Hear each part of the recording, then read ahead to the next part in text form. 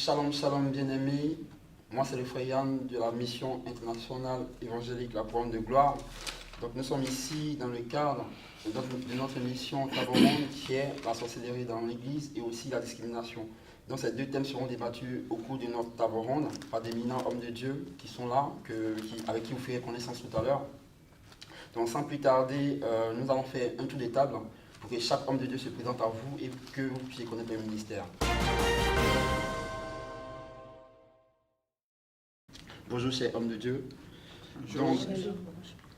Donc, merci d'avoir accepté notre invitation pour ce débat, pour cette table ronde. Donc, ces deux termes que nous allons débattre aujourd'hui, qui sont la sorcellerie dans l'Église et la discrimination dans l'Église. Nous allons du coup, avant d'entamer, de rentrer dans le vif du sujet, vous demander de vous présenter votre ministère, de sorte à ce que nous puissions faire connaissance avec les différents téléspectateurs. Donc, nous allons commencer bien évidemment par madame, par la pasteur. Bonjour à tous, bonjour peuple de Dieu. Je suis évangéliste Maïmba Titina du ministère Mission évangélique El Shaddai à Sarcelles du prophète Zaché. Que Dieu vous bénisse. Bonjour, je suis donc pasteur Koula de la mission des élus de Dieu au service du royaume. Soyez bénis. Bonjour peuple de Dieu, que le Seigneur vous bénisse. Je suis le prophète Zaché de la mission évangélique El Shaddai située à Sarcelles. Que le Seigneur vous bénisse, que sa grâce soit sur vous. Shalom, shalom, peuple de Dieu. Je suis la prophétesse révérende Sarah Django de l'église Mission évangélique internationale, la couronne de gloire. Bienvenue sur TV Gloire, soyez bénis abondamment. Amen. Sans plus tarder, nous allons rentrer dans le vif du sujet, à savoir le thème d'aujourd'hui qui est la sorcellerie et la discrimination dans l'Église. Donc, chers hommes de Dieu, ces deux thèmes sont quand même assez poignants. L'objectif aujourd'hui, c'est de nous pousser, de nous aider à comprendre le phénomène, ce qui se passe généralement dans les églises. Je vous propose de commencer par la sorcellerie dans l'église. Qu'est-ce que cela vous inspire et de votre vécu, de votre expérience dans l'église? Quelles sont les réponses ou quelles sont les expériences, les vécus que vous pouvez relater là maintenant aujourd'hui? Donc à chaud comme ça, qu'est-ce que ce thème-là vous inspire, la sorcellerie dans l'église? La sorcellerie dans l'église, c'est quelque chose que le diable a installé parce que le diable ne travaille plus à l'extérieur, mais il travaille dans la maison de Dieu d'une manière ou d'une autre. Et il envoie ses agents pour pouvoir détruire l'œuvre de Dieu. Mais heureusement que le Seigneur est là pour combattre à notre place. C'est ce que je peux dire. Amen. Soyez bénis. Je reprends encore la parole. C'est vrai que c'est un thème très vaste. Et je ne pense pas que le temps nous soit vraiment imparti aujourd'hui de rentrer dans les profondeurs. Bon, mais je pense qu'avec l'assistance du Saint-Esprit, on dira l'essentiel pour éclairer la lanterne de toutes, comment on appelle ça, nos téléspectateurs. Aujourd'hui, je serai amené quand même à faire un peu la genèse. La sorcellerie, d'où est venue la sorcellerie et pourquoi dans l'église. Bon, cela est parti depuis le jardin de l'Éden. Nous avons vu comment Dieu, dans sa création au départ, vous savez que Dieu aime la communion. Sans la communion, que serait notre Dieu? Il aime bien la communion. Et c'est en ce sens-là qu'au départ, Dieu après la création du monde, il va planter en Éden un jardin qui était son jardin. Et de cet Éden, il avait mis celui qu'on connaît communément, Lucifer, qui était donc en Éden, qui faisait donc monter l'adoration. Parce qu'avant, ce jardin de l'Éden dont je parle est différent de celui dans lequel Dieu a planté, qu'il a mis Adam et Ève. Parce qu'avant que les hommes ne soient créés, il y avait d'abord des êtres angéliques. Voilà. Donc ce jardin d'Éden, c'est pourquoi quand on combine le livre d'Ésaïe, chapitre 14, à partir du verset 12 et 13, avec Ézéchiel 28, du verset 11 et suivant, nous voyons qu'il était question, on parlait de Lucifer, le chérubin en question. Lucifer vient du mot Lucifer qui veut dire donc la lumière d'en bas. Donc il tirait cette lumière et la lumière d'en haut, aussi longtemps que Lucifer était relié à la véritable source de lumière, il pouvait donc il émettait donc cette lumière. Bon, il y avait donc Lucifer qui était donc un archange, il y avait Michael aussi, qui était aussi un autre archange, et il y avait Gabriel qui était donc, il y avait 3 archanges. Lucifer lui s'occupait de tout ce qui est adoration, voilà tout ça. Donc c'est lui qui dirigeait au fait ce département-là. Et il faisait donc monter l'adoration, les louanges, etc. Donc il est arrivé un moment où il s'est dit, eh bien, écoutez, pourquoi est-ce que je vais servir, pourquoi est-ce que je ne vais pas être à la place de Dieu? C'est pourquoi, quand nous lisons, je voudrais bien quand même faire comme les chrétiens de Béret, hein, pour montrer que nous ne sommes pas dans un débat de philosophie.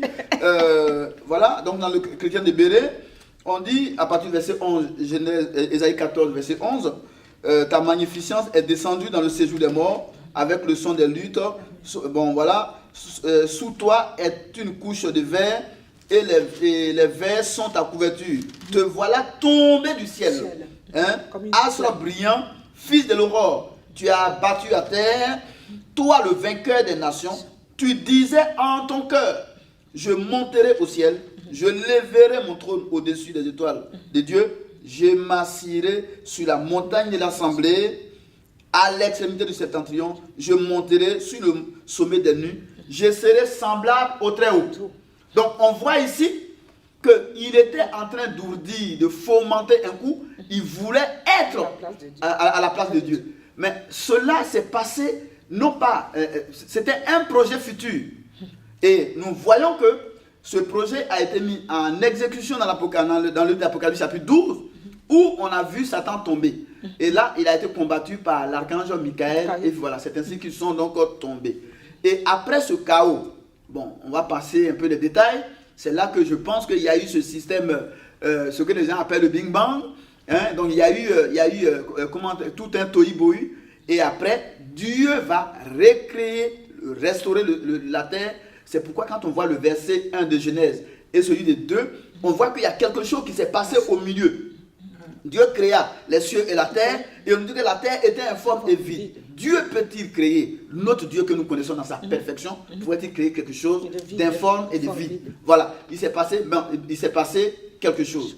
Donc, quand Dieu maintenant, il va restaurer la terre, il va planter un autre jardin dans lequel maintenant il va mettre Adam et Ève. Amen. Amen. Donc on voit que Dieu a tout resté en communion. Mais en plantant ce jardin, Dieu se disait quoi? Il a dit, je fais l'homme à notre image selon notre ressemblance. Or, Lucifer, il voulait être semblable à Dieu. Mais il n'a pas été semblable à Dieu. Et celui qui n'a pas demandé à être sa ressemblance, c'est celui-là qui a été créé et qui a été déposé dans le jardin. Donc quand le diable regarde Adam, il se dit, ah, Adam, il incarne lui son rêve, puisqu'il voulait être comme Dieu, mais qu'il n'a pas été. Donc quand il voit Adam c'était donc quelqu'un qu'il fallait abattre. Donc la sorcellerie a déjà commencé par là. Donc l'homme a été créé pour fouetter Satan, pour chasser Satan. Pourquoi chasser?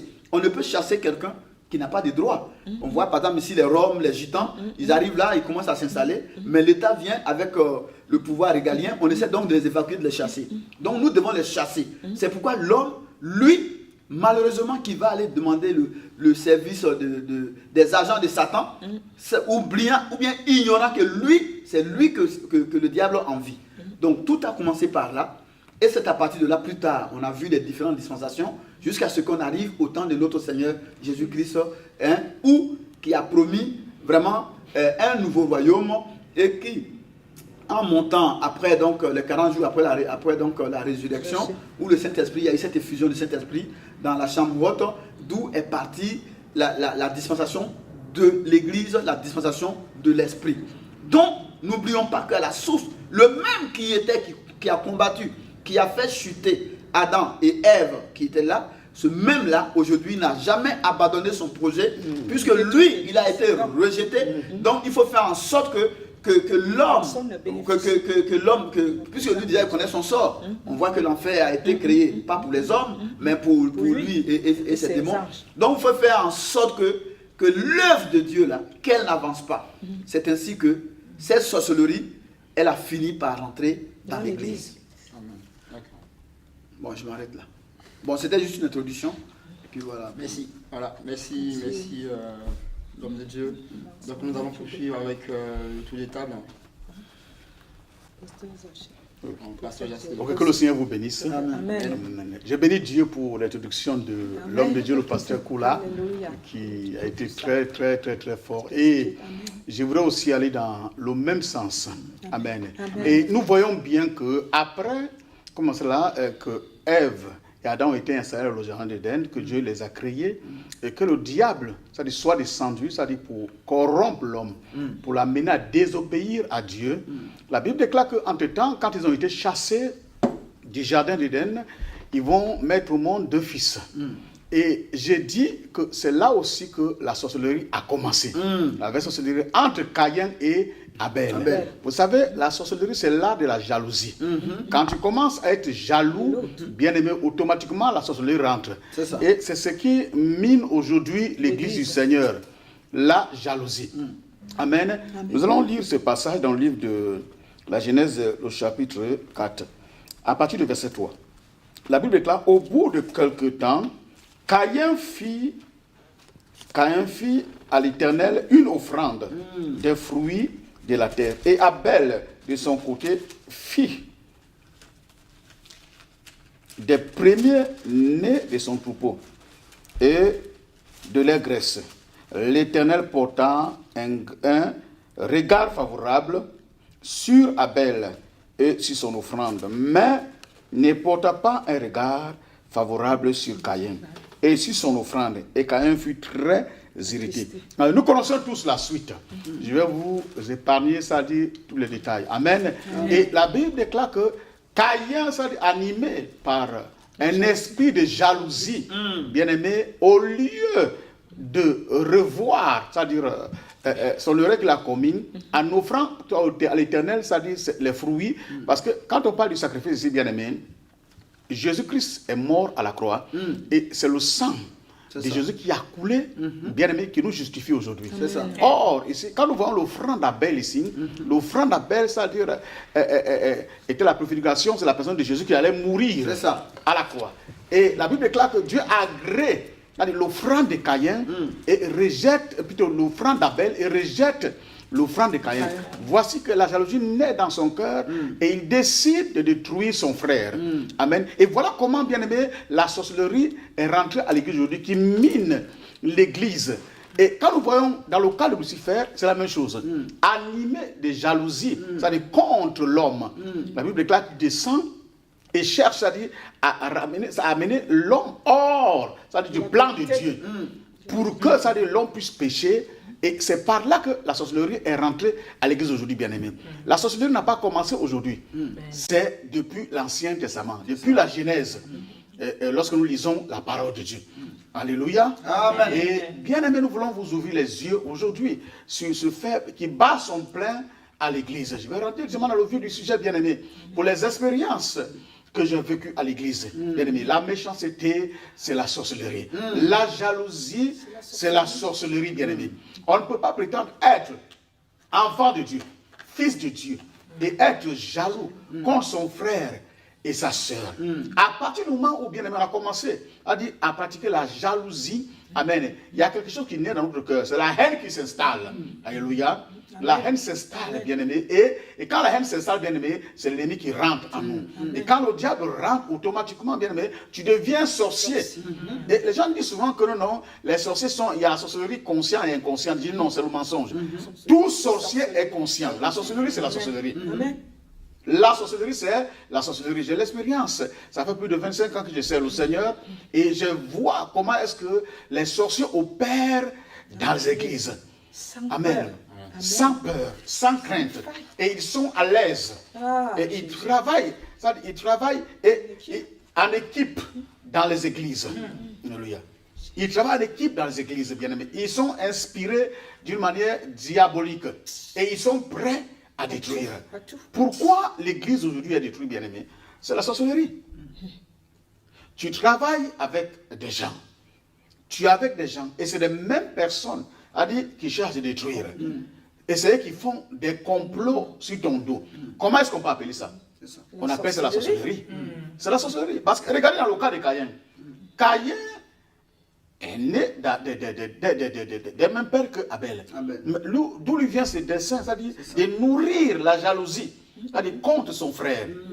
Et pourtant, vous avez le même Dieu que nous servons. Alors, si aujourd'hui, tu n'es pas béni, si aujourd'hui Dieu ne t'a pas répondu, c'est certainement que demain Dieu peut te répondre.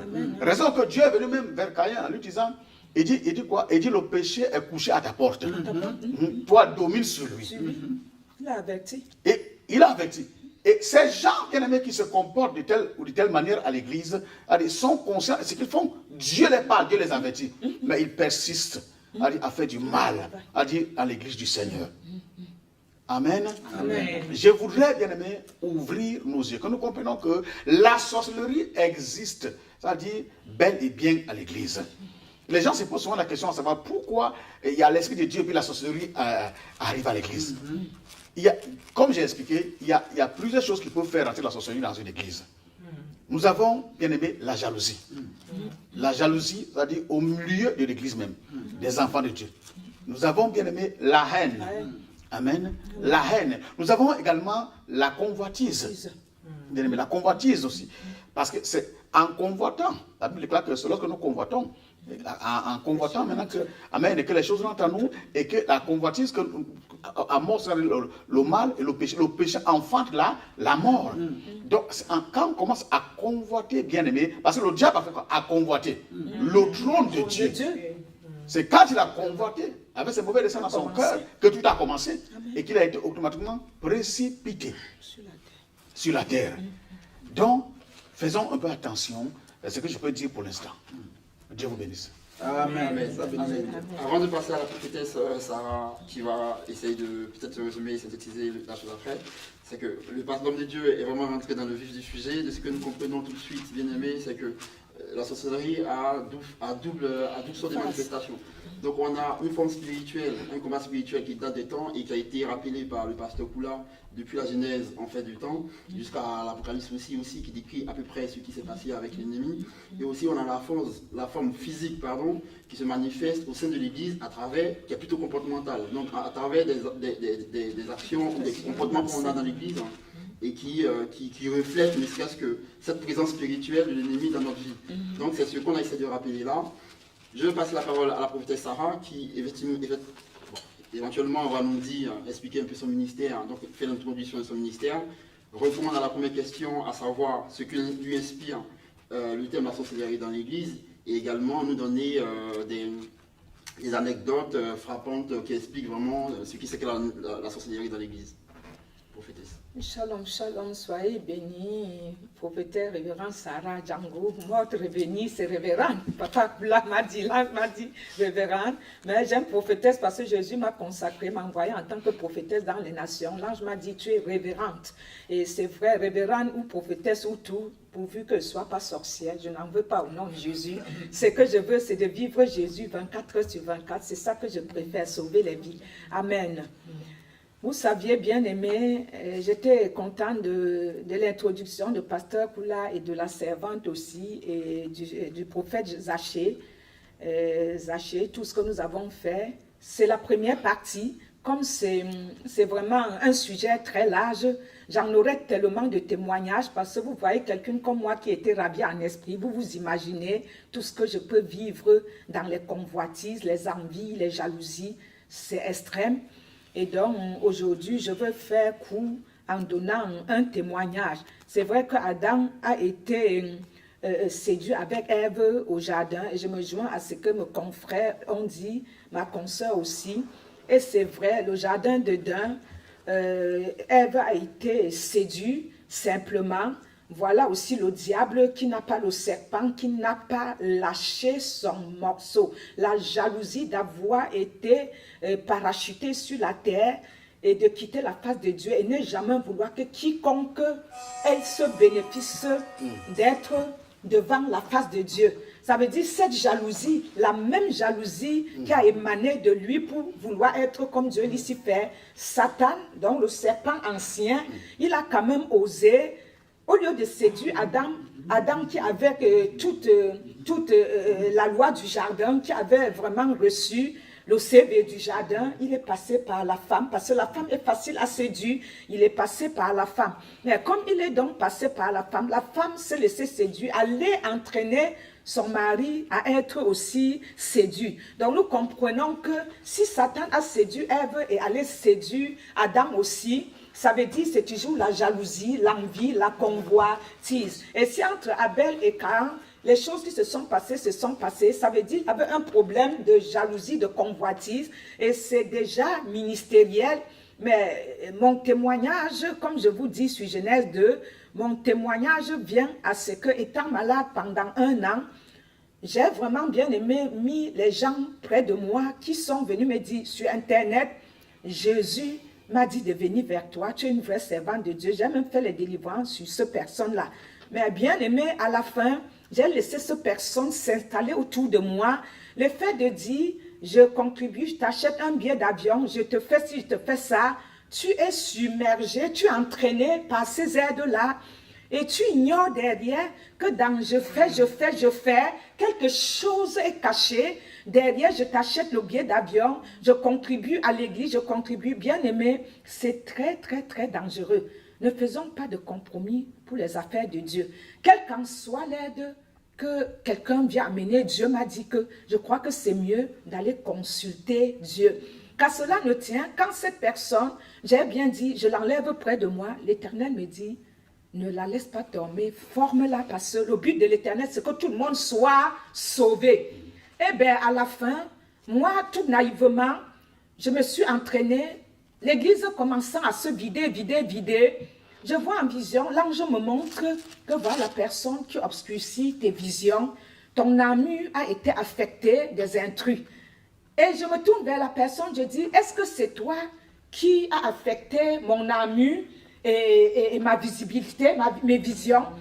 Elle dit, oh, tu sais, le diable, c'est un menteur. Il sait que je le rose. Je vois Jésus apparaître sur le mur. Les brebis viennent me dire, la femme là, est-ce qu'elle est nette?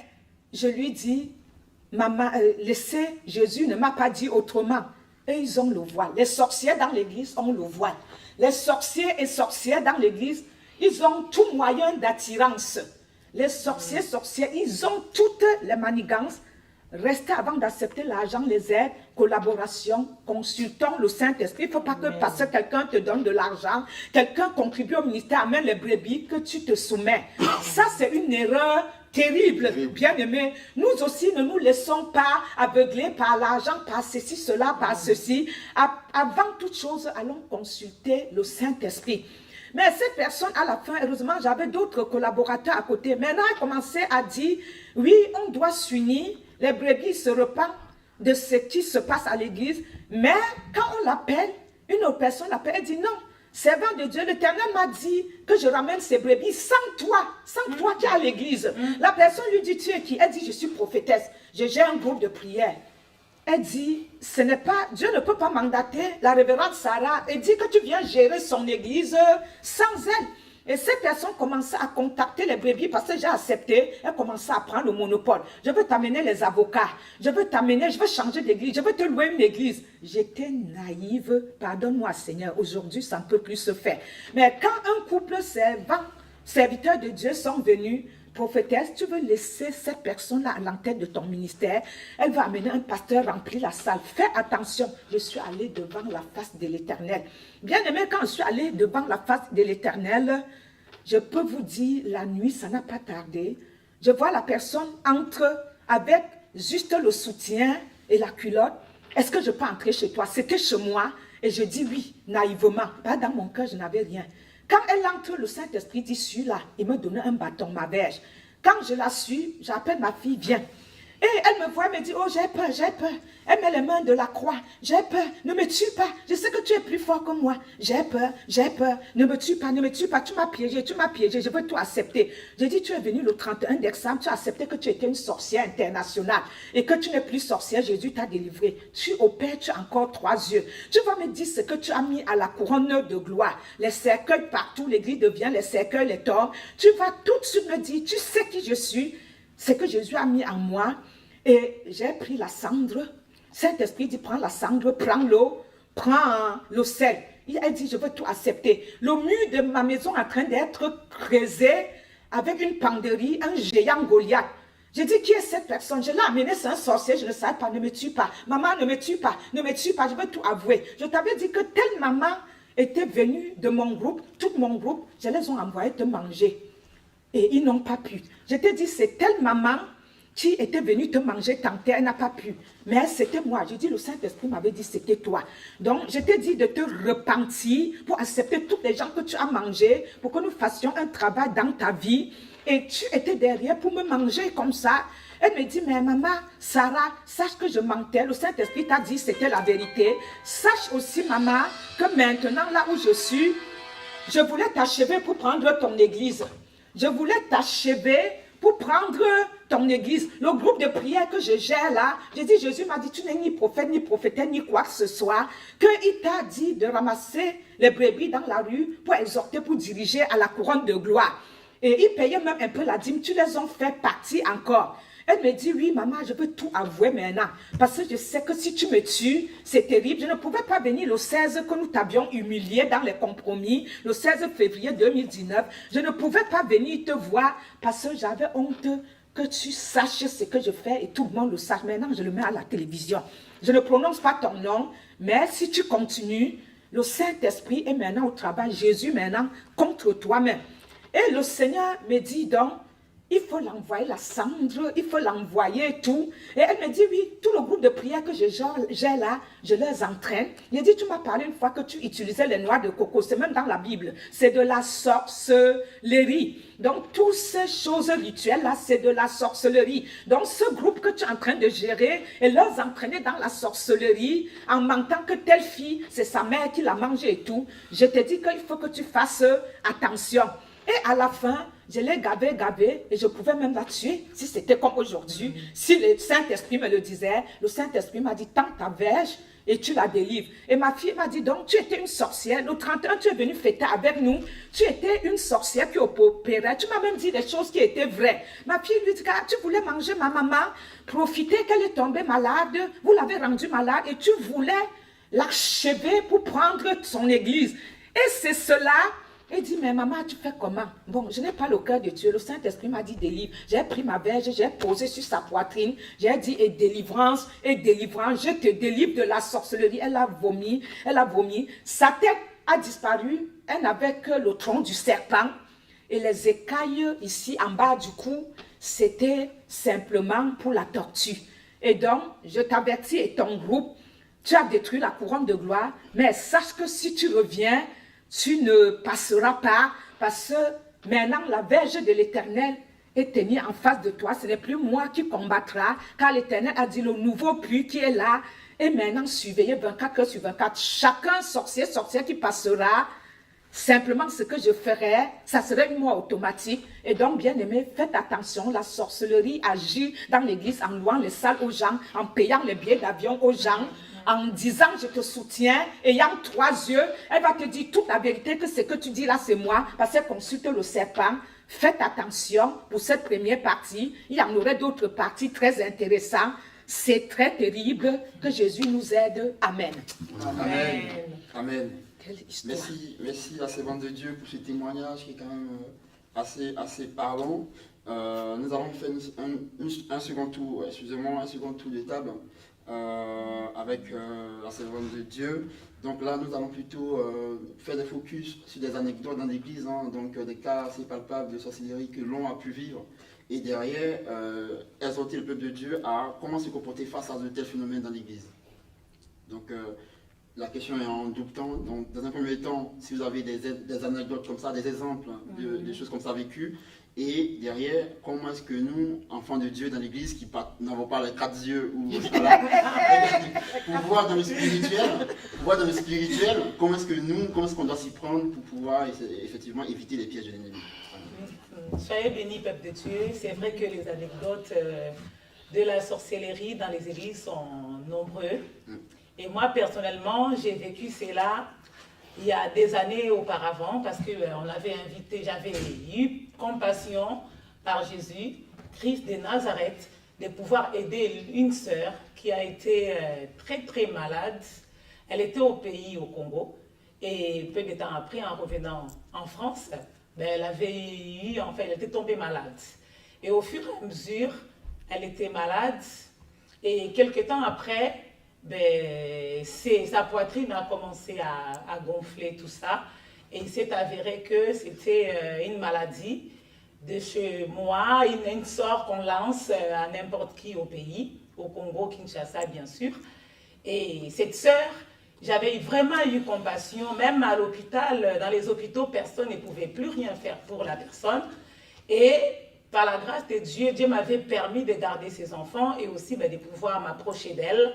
Mais je ne la connaissais pas entièrement. Et j'avais bien entendu inviter mon papa, par compassion de l'Éternel, pour qu'il aille en fait prier.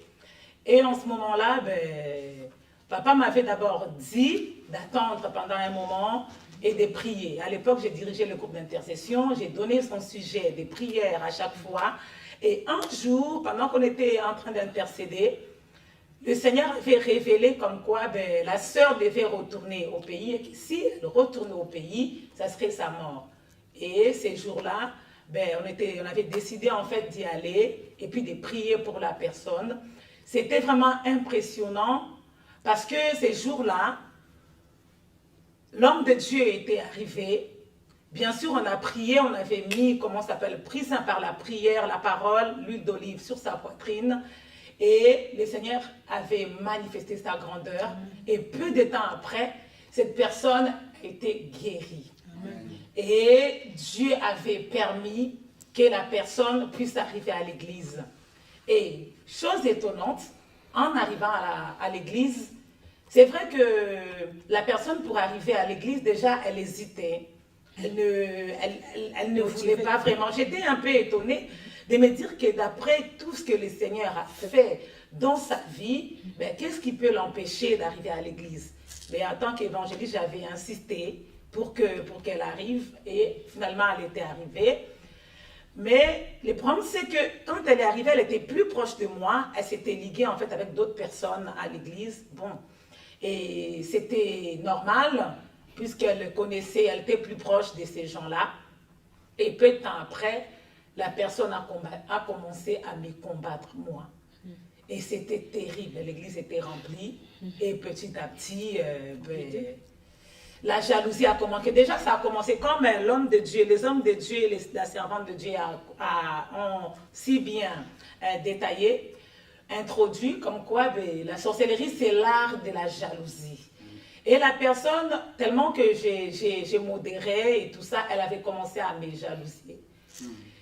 Et petit à petit, elle s'est liguée avec plusieurs personnes pour commencer maintenant à détruire ma vie, à détruire, à empêcher que je puisse modérer, en me disant que ça y est, j'exagérais pour servir Dieu, que j'avais déjà assez servi Dieu, je devais arrêter, je devais faire ceci, je devais faire cela. Mais le Seigneur m'avait permis de résister et jusqu'à ce qu'elle est allée dans ma maison, elle a détruit mon foyer, elle a détruit tout ce qu'il fallait détruire. Que la gloire revienne à Dieu. Et peu de temps après, il y avait un homme de Dieu qui était venu à l'église et la personne a réussi à influencer cet homme de Dieu pour pouvoir aller commencer une œuvre avec cet homme de Dieu. Et ils sont partis, ils étaient partis et seulement 3 mois après, l'homme de Dieu a compris, l'œuvre a été détruite et sa maladie revenue, tout ça. Et aujourd'hui, au jour d'aujourd'hui, cette personne ne me parle pas. Quand elle me voit, elle passe, que la gloire revienne au Seigneur Jésus pour dire que la sorcellerie est réelle. Et il y a encore tant d'autres exemples. Et que Dieu soit loué. Amen. Amen. Amen. Merci, c'est bon Dieu. Soyez bénis. Amen. C'est vraiment un thème qui est très riche. Amen. Nous ne sommes pas en train de faire aujourd'hui de la promotion pour le diable, parce que souvent j'attends certaines églises qui disent que oui, au lieu de parler de Jésus, vous parlez de Satan. Donc vous voyez, je pense encore que c'est une mauvaise lecture de la parole de Dieu. Aujourd'hui, nous sommes en train de montrer la profondeur, de voir comment cet ennemi il opère. Nous savons que nous savons que nous sommes bâtis sur le roc, nous avons le Seigneur. Quand on a le Seigneur, on n'est pas à l'abri de toute attaque. D'ailleurs, un véritable enfant de Dieu, il est toujours attaqué. Donc nous, on essaie aujourd'hui de mettre un peu l'accent sur ce thème-là pour parler des ruses du diable, comment il fait pour ouvrir les gens, parce que le peuple de Dieu, il ne périt pas parce qu'il lui manque de l'euro à la banque, il périt parce qu'il lui manque la connaissance. Et quand le Seigneur nous dit la connaissance, aujourd'hui, la connaissance, elle est vraiment très importante. Il y a des choses, il y a l'école du Saint-Esprit, il y a aussi des choses dans la vie aujourd'hui que nous devons être à mesure de comprendre. Si demain on nous dit que la guerre de Gog et Magog, machin, Gog et Magog s'est situé où, ben, on ne le verra pas dans la Bible. Mais il faut donc vraiment chercher dans la connaissance. Pour parler des anecdotes, il y en a tellement, et que c'est pourquoi je dis, on considère que ça c'est le premier rond d'aujourd'hui. Les anecdotes, moi j'en ai tellement. La première, c'est que bon, avant, quand on dit dans l'église, bon, avant comment on appelle ça, d'être dans le ministère, ce que je ne savais pas, vous voyez que les véritables appelés ont toujours lutté pour aller pour aller servir Dieu. C'est ceux-là qui bipent Dieu, et quand Dieu ne répond pas, qui se lancent dans le ministère, on parlera de ça une autre fois. Donc, moi, j'étais donc infidèle, voilà, quand j'ai commencé, on m'a introduit dans l'église, j'ai trouvé ça d'ailleurs bizarre, hein. Et au fur et à mesure, j'ai commencé à avoir cet appétit spirituel. Et un jour, on a reçu, à l'église où on était, dans une église pentecôtiste, on était au nombre de 250. Les 250 personnes, il y avait à peu près 10 Ivoiriens. Le reste, c'était des Arabes, des Blancs, des Tiers, tout ça. Et quand on nous a présenté quelqu'un, on était vraiment content ma femme et moi, on était contents de voir le frère. Et on a reçu le frère chez nous. On a partagé le repas, tout et tout. Et un jour, le frère a commencé à nous parler, nous donner des révélations, mais des choses terribles. Comment il est né, il a fait quoi? Il est né à 19 mois de grossesse. Quand il a commencé à rendre ce témoignage, je lui ai dit, bon, c'est trop fort pour moi. Donc, c'est trop fort pour moi. J'ai fait appel au pasteur. Donc, le pasteur est arrivé et j'ai commencé à filmer. J'ai mis ma caméra cachée et j'ai commencé à filmer comment il est né, à 19 mois de grossesse, qu'il était venu passer dans leur famille. Il y a des gens, bon, quand on ne dépasse pas 50 ans, donc 40 ans. Donc lui, il était venu comme pour aller abattre les 4 titans. Alors, donc à 10 mois, comme il n'accouchait pas, la femme n'accouchait pas, la nuit, il dit qu'il a parlé à sa mère de ne pas aller en ville pour faire la césarienne. Que voilà, donc, et à 11 mois, 12 mois, comme la pauvre, elle souffrait, ils sont allés consulter les marabouts. On dit non, c'est vraiment un guerrier qui arrive, c'est pas encore le temps. Donc, 13 mois, 14 mois, la pauvre, je comprends, je pense que même ce monsieur, peut-être que maintenant même le lait tout qu'elle mange maintenant, ça n'avait plus d'effet sur lui parce que la dentition a certainement poussé. Donc voilà, et donc la nuit, il a dit bon à sa maman, écoute, je vais sortir du ventre toute la journée, le ventre sera ballonné, mais la nuit je vais venir me coucher. Donc la nuit, il sort du ventre, et la journée, il sort du ventre. Le ventre est ballonné, mais la maman, elle se sent légère parce qu'il n'y a rien dedans. Et c'est ce qu'il a fait jusqu'à 19 mois. 19 mois, et il a poussé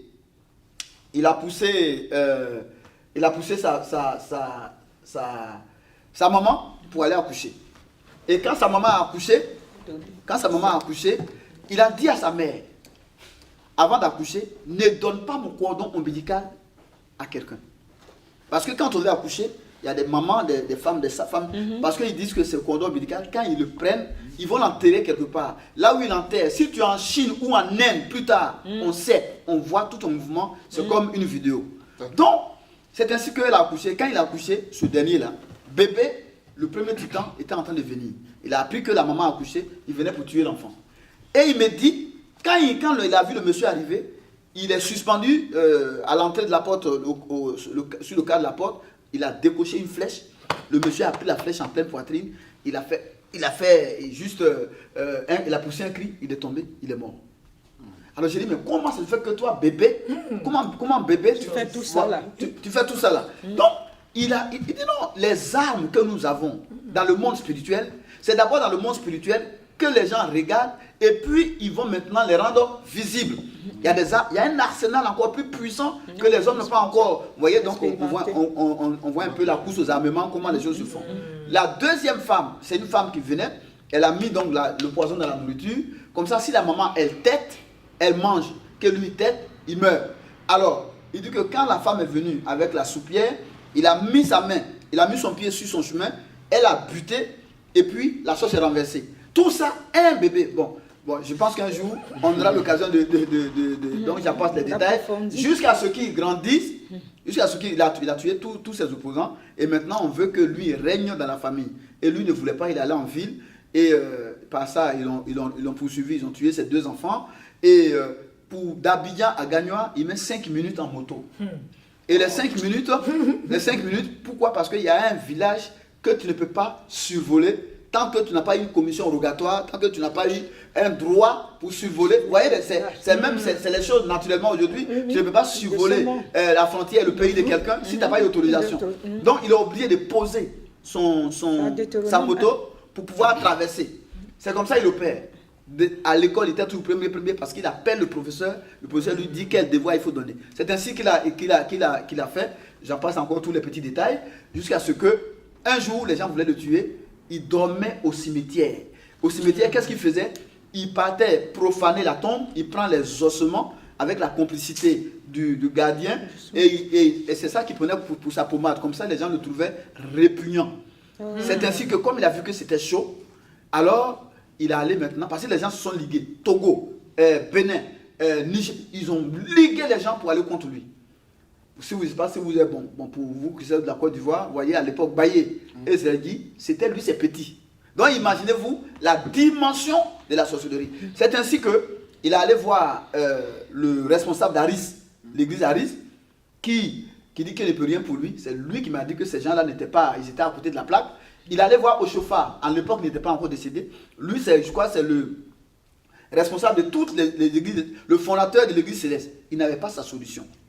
Oshofar, il m'a encore parlé de tout, comment ça se passe. Là, c'est un autre témoignage encore, parce qu'il ne suffit pas d'aller toujours là où on dit Alléluia.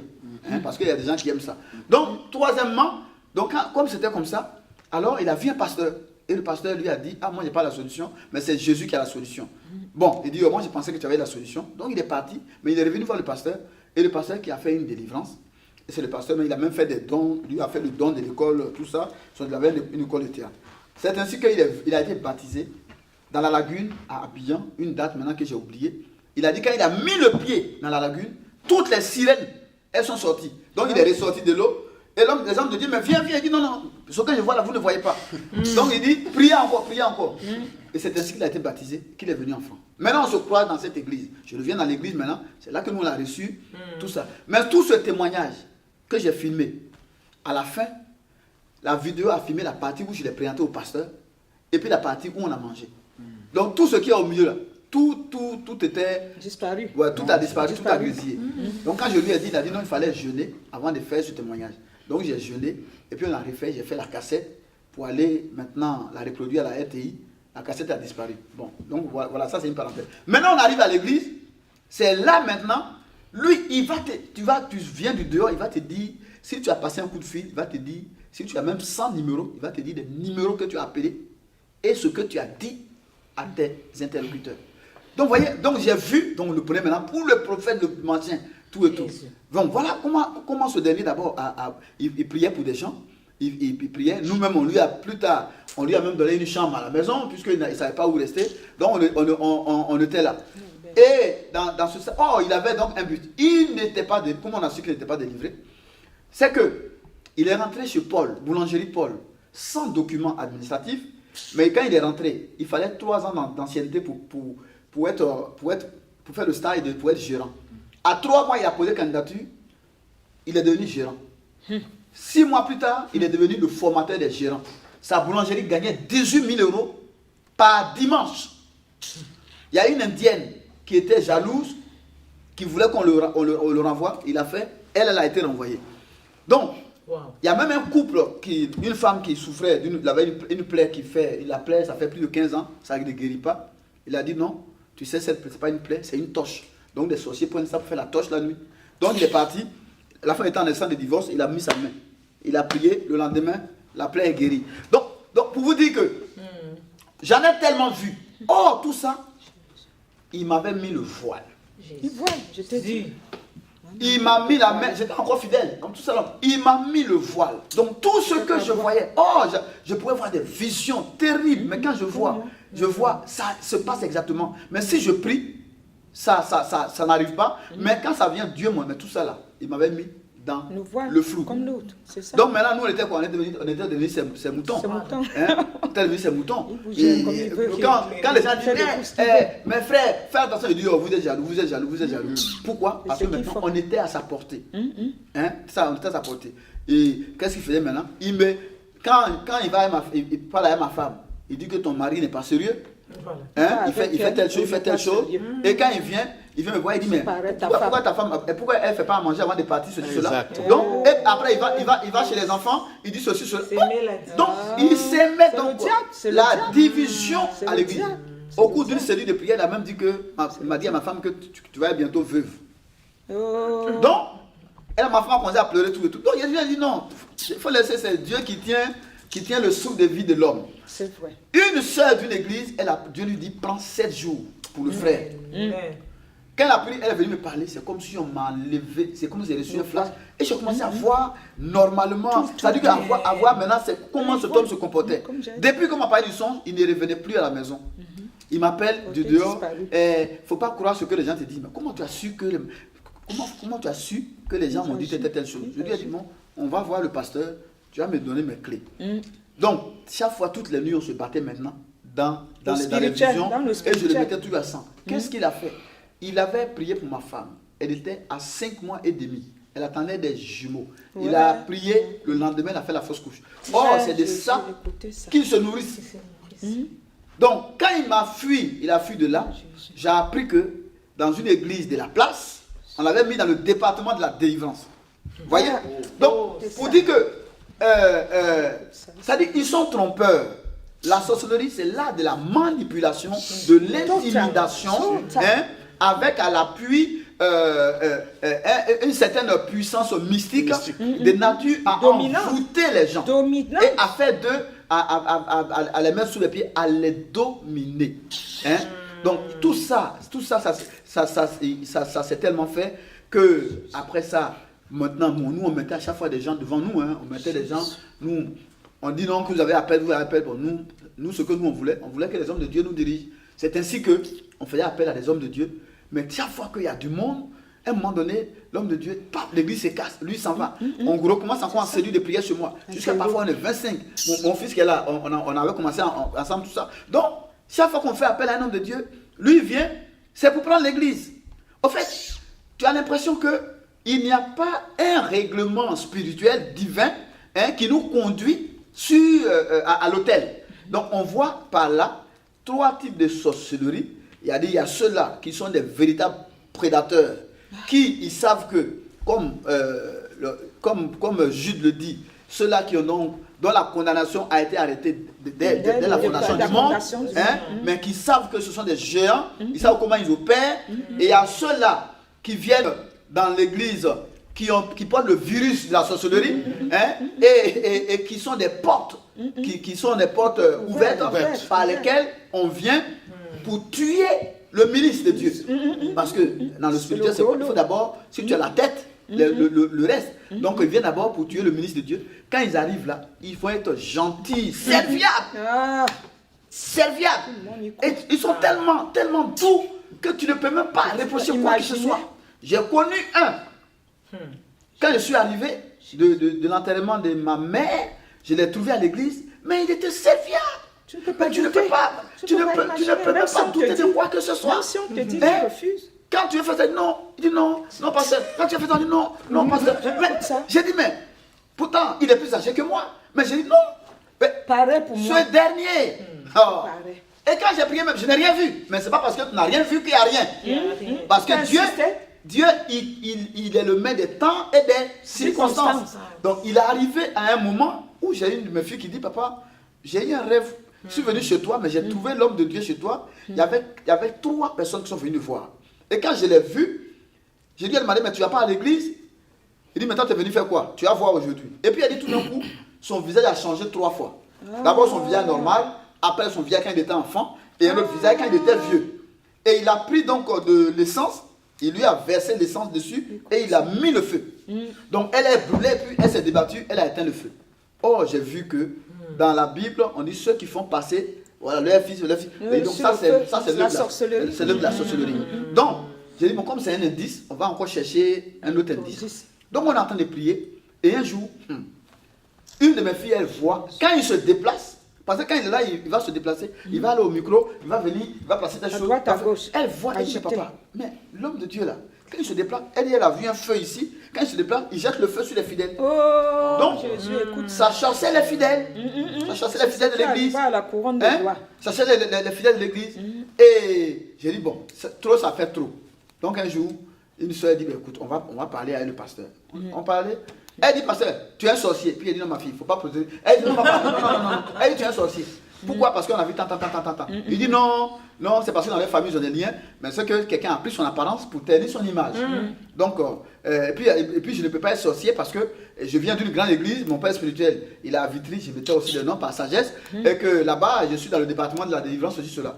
Et le Dieu lui a dit, serviteur, tu sais, on n'est pas à l'abri, même un médecin qui soigne et puis avoir le virus. Donc, s'il est à ta place, je dis, bon, priez pour moi. Et puis aidez-moi à sortir, à briser les liens. Il dit d'accord, quand je vais voyager, je reviens, on va prier. Quand il est parti, il est revenu, on est parti à l'église. Je me suis inspiré sur un passage de Actes chapitre 13, là où, comment il s'appelle, Elimas le magicien est venu. Voilà. Donc, je me suis appuyé dessus. Et puis, on a prié ce soir-là.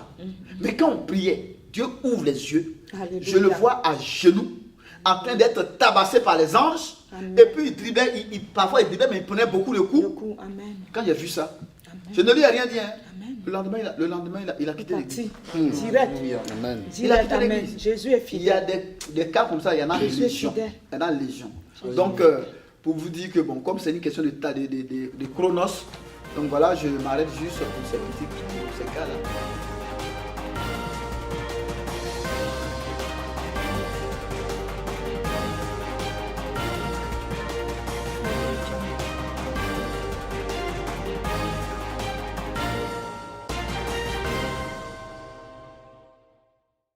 Merci l'homme de Dieu pour ces témoignages qui sont quand même assez poignants.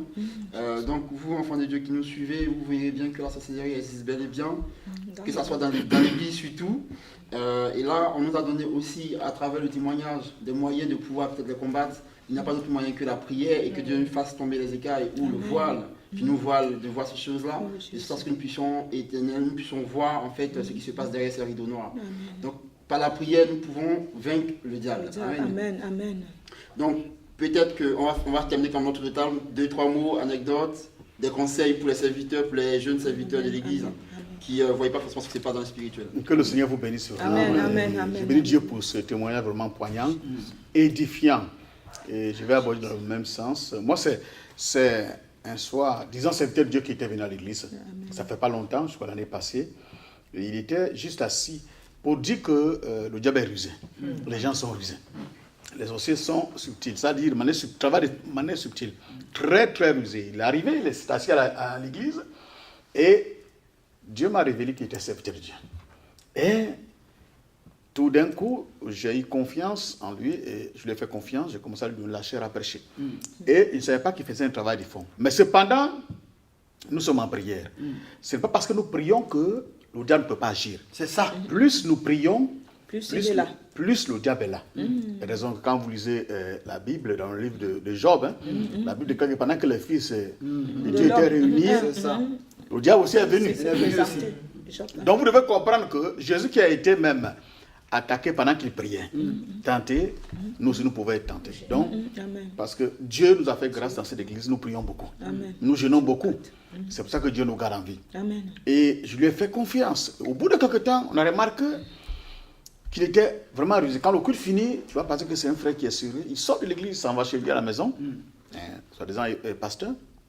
Et au bout de quelques temps, les gens ont commencé à disparaître de l'église. Tu ne vois plus telle personne, les gens ont commencé à se rébeller. Donc il excite les gens à se rébeller. Sournoise. Dans la sournoiserie, le diable est très sournois. Il agit de plusieurs manières. Il faut que nous, les hommes de Dieu, les enfants de Dieu, que nous ayons le discernement.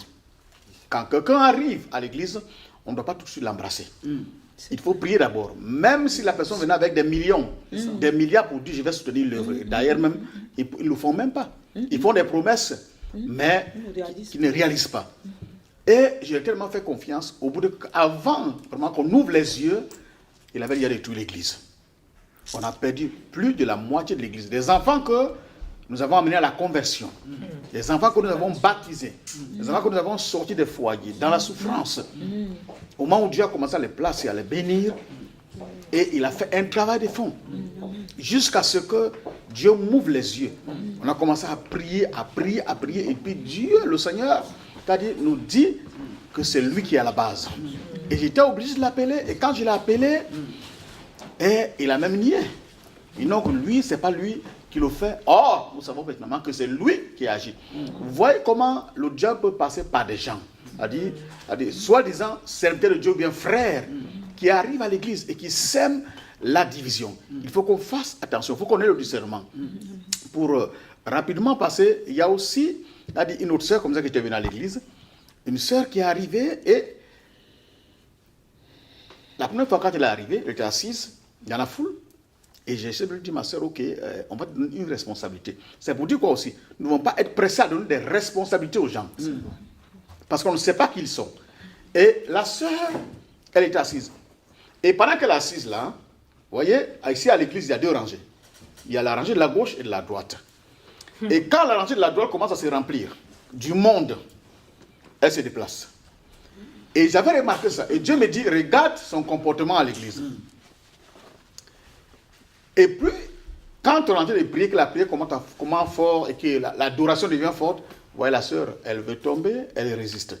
Soit elle prend un mouchoir, elle crache, elle avait trouvé un petit sachet à côté. Au début, j'ai cru que c'était la délivrance. Or, ce n'était pas la délivrance. Elle est sorcière. Et on m'avait déjà averti de cette sœur. Et moi, par compassion, nous pouvons aimer les gens, mais sans toutefois, c'est-à-dire avoir des sentiments. Des émotions. Les émotions, c'est-à-dire, on accepte, c'est-à-dire n'importe qui, la personne arrive, parce que bon, nous voulons augmenter le nombre de fidèles à l'église, on ne doit pas accepter n'importe qui à l'église. Même si l'église est vide, qu'il y a une seule personne qui est fidèle, restons avec cette personne. Qu'on n'accepte pas n'importe qui à l'église. Et cette sœur a sémé des dégâts. Et je suis assis, puis Dieu me parle. Dieu me dit, je vais te montrer quelque chose, reste tranquille. Et quand elle arrive à l'église, quand la louange commence, elle est la première à venir faire l'offrande. Et quand elle fait l'offrande, dis-toi que c'est fini. Quand tu dis, donner l'offrande, personne ne vient plus pour donner l'offrande. Et Dieu est en train de m'enseigner comme ça.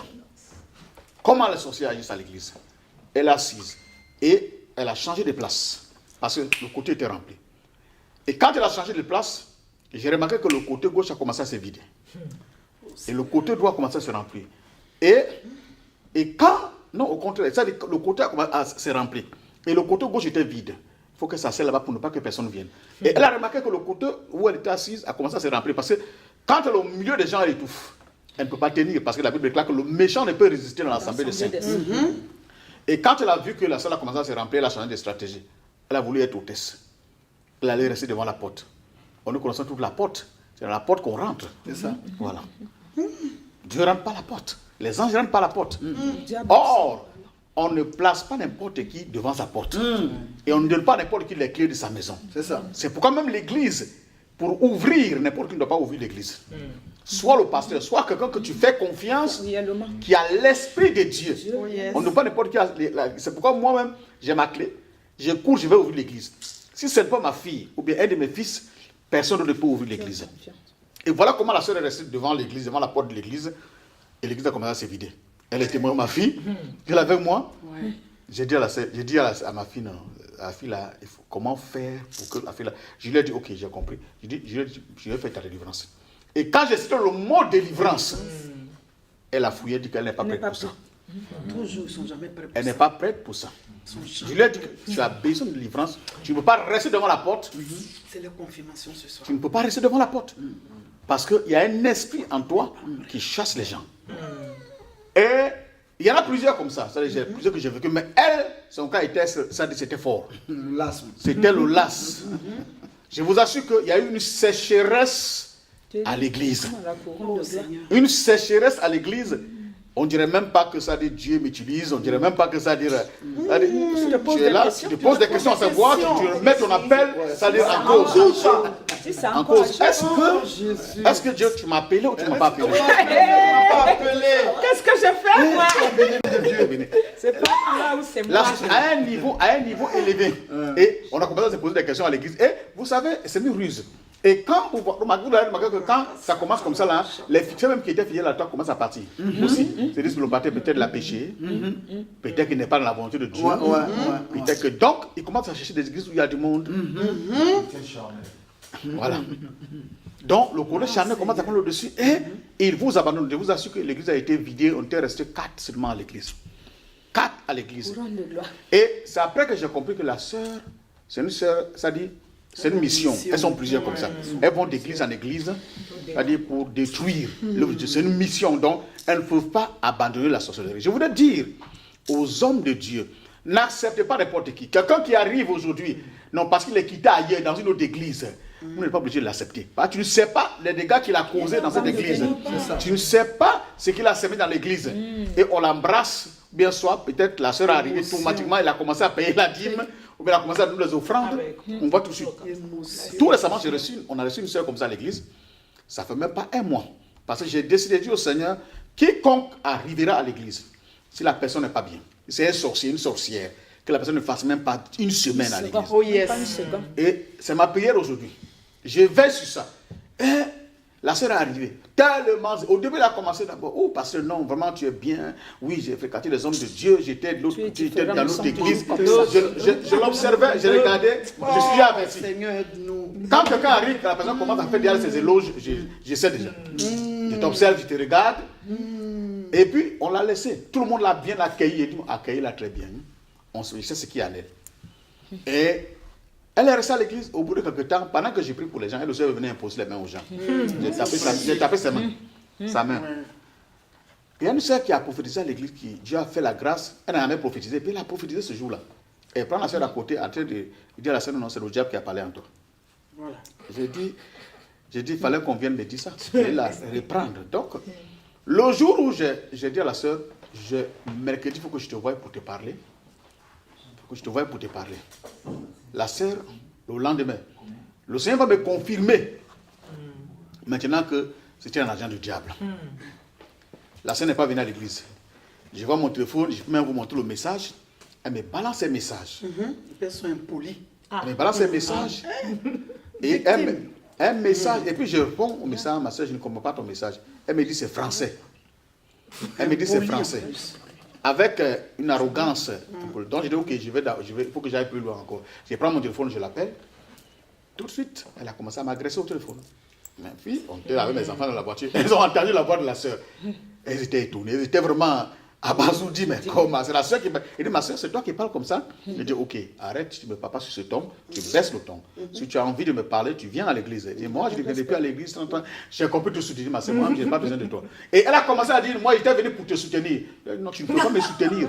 C'est Dieu qui me soutient dans l'église. Amen. Ce n'est pas un homme qui me soutient. C'est Dieu qui me soutient. Et elle est partie de l'église. Ça m'a fait ni chaud ni froid. Écoutez, je voudrais parler surtout aux hommes de Dieu. Je vous en supplie. Plein d'hommes de Dieu que je connais aujourd'hui sont cardiaques. À cause de ces gens, parce que les gens quittent l'église. Ne portez personne dans vos cœurs. Oh yes. Portez le Seigneur dans votre cœur. Alléluia. Les âmes appartiennent à Jésus.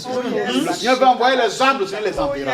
Oh yes. Mais sachez aussi que la sorcellerie agit à l'église. Oh yes. Il faut qu'on veille, il faut qu'on prie.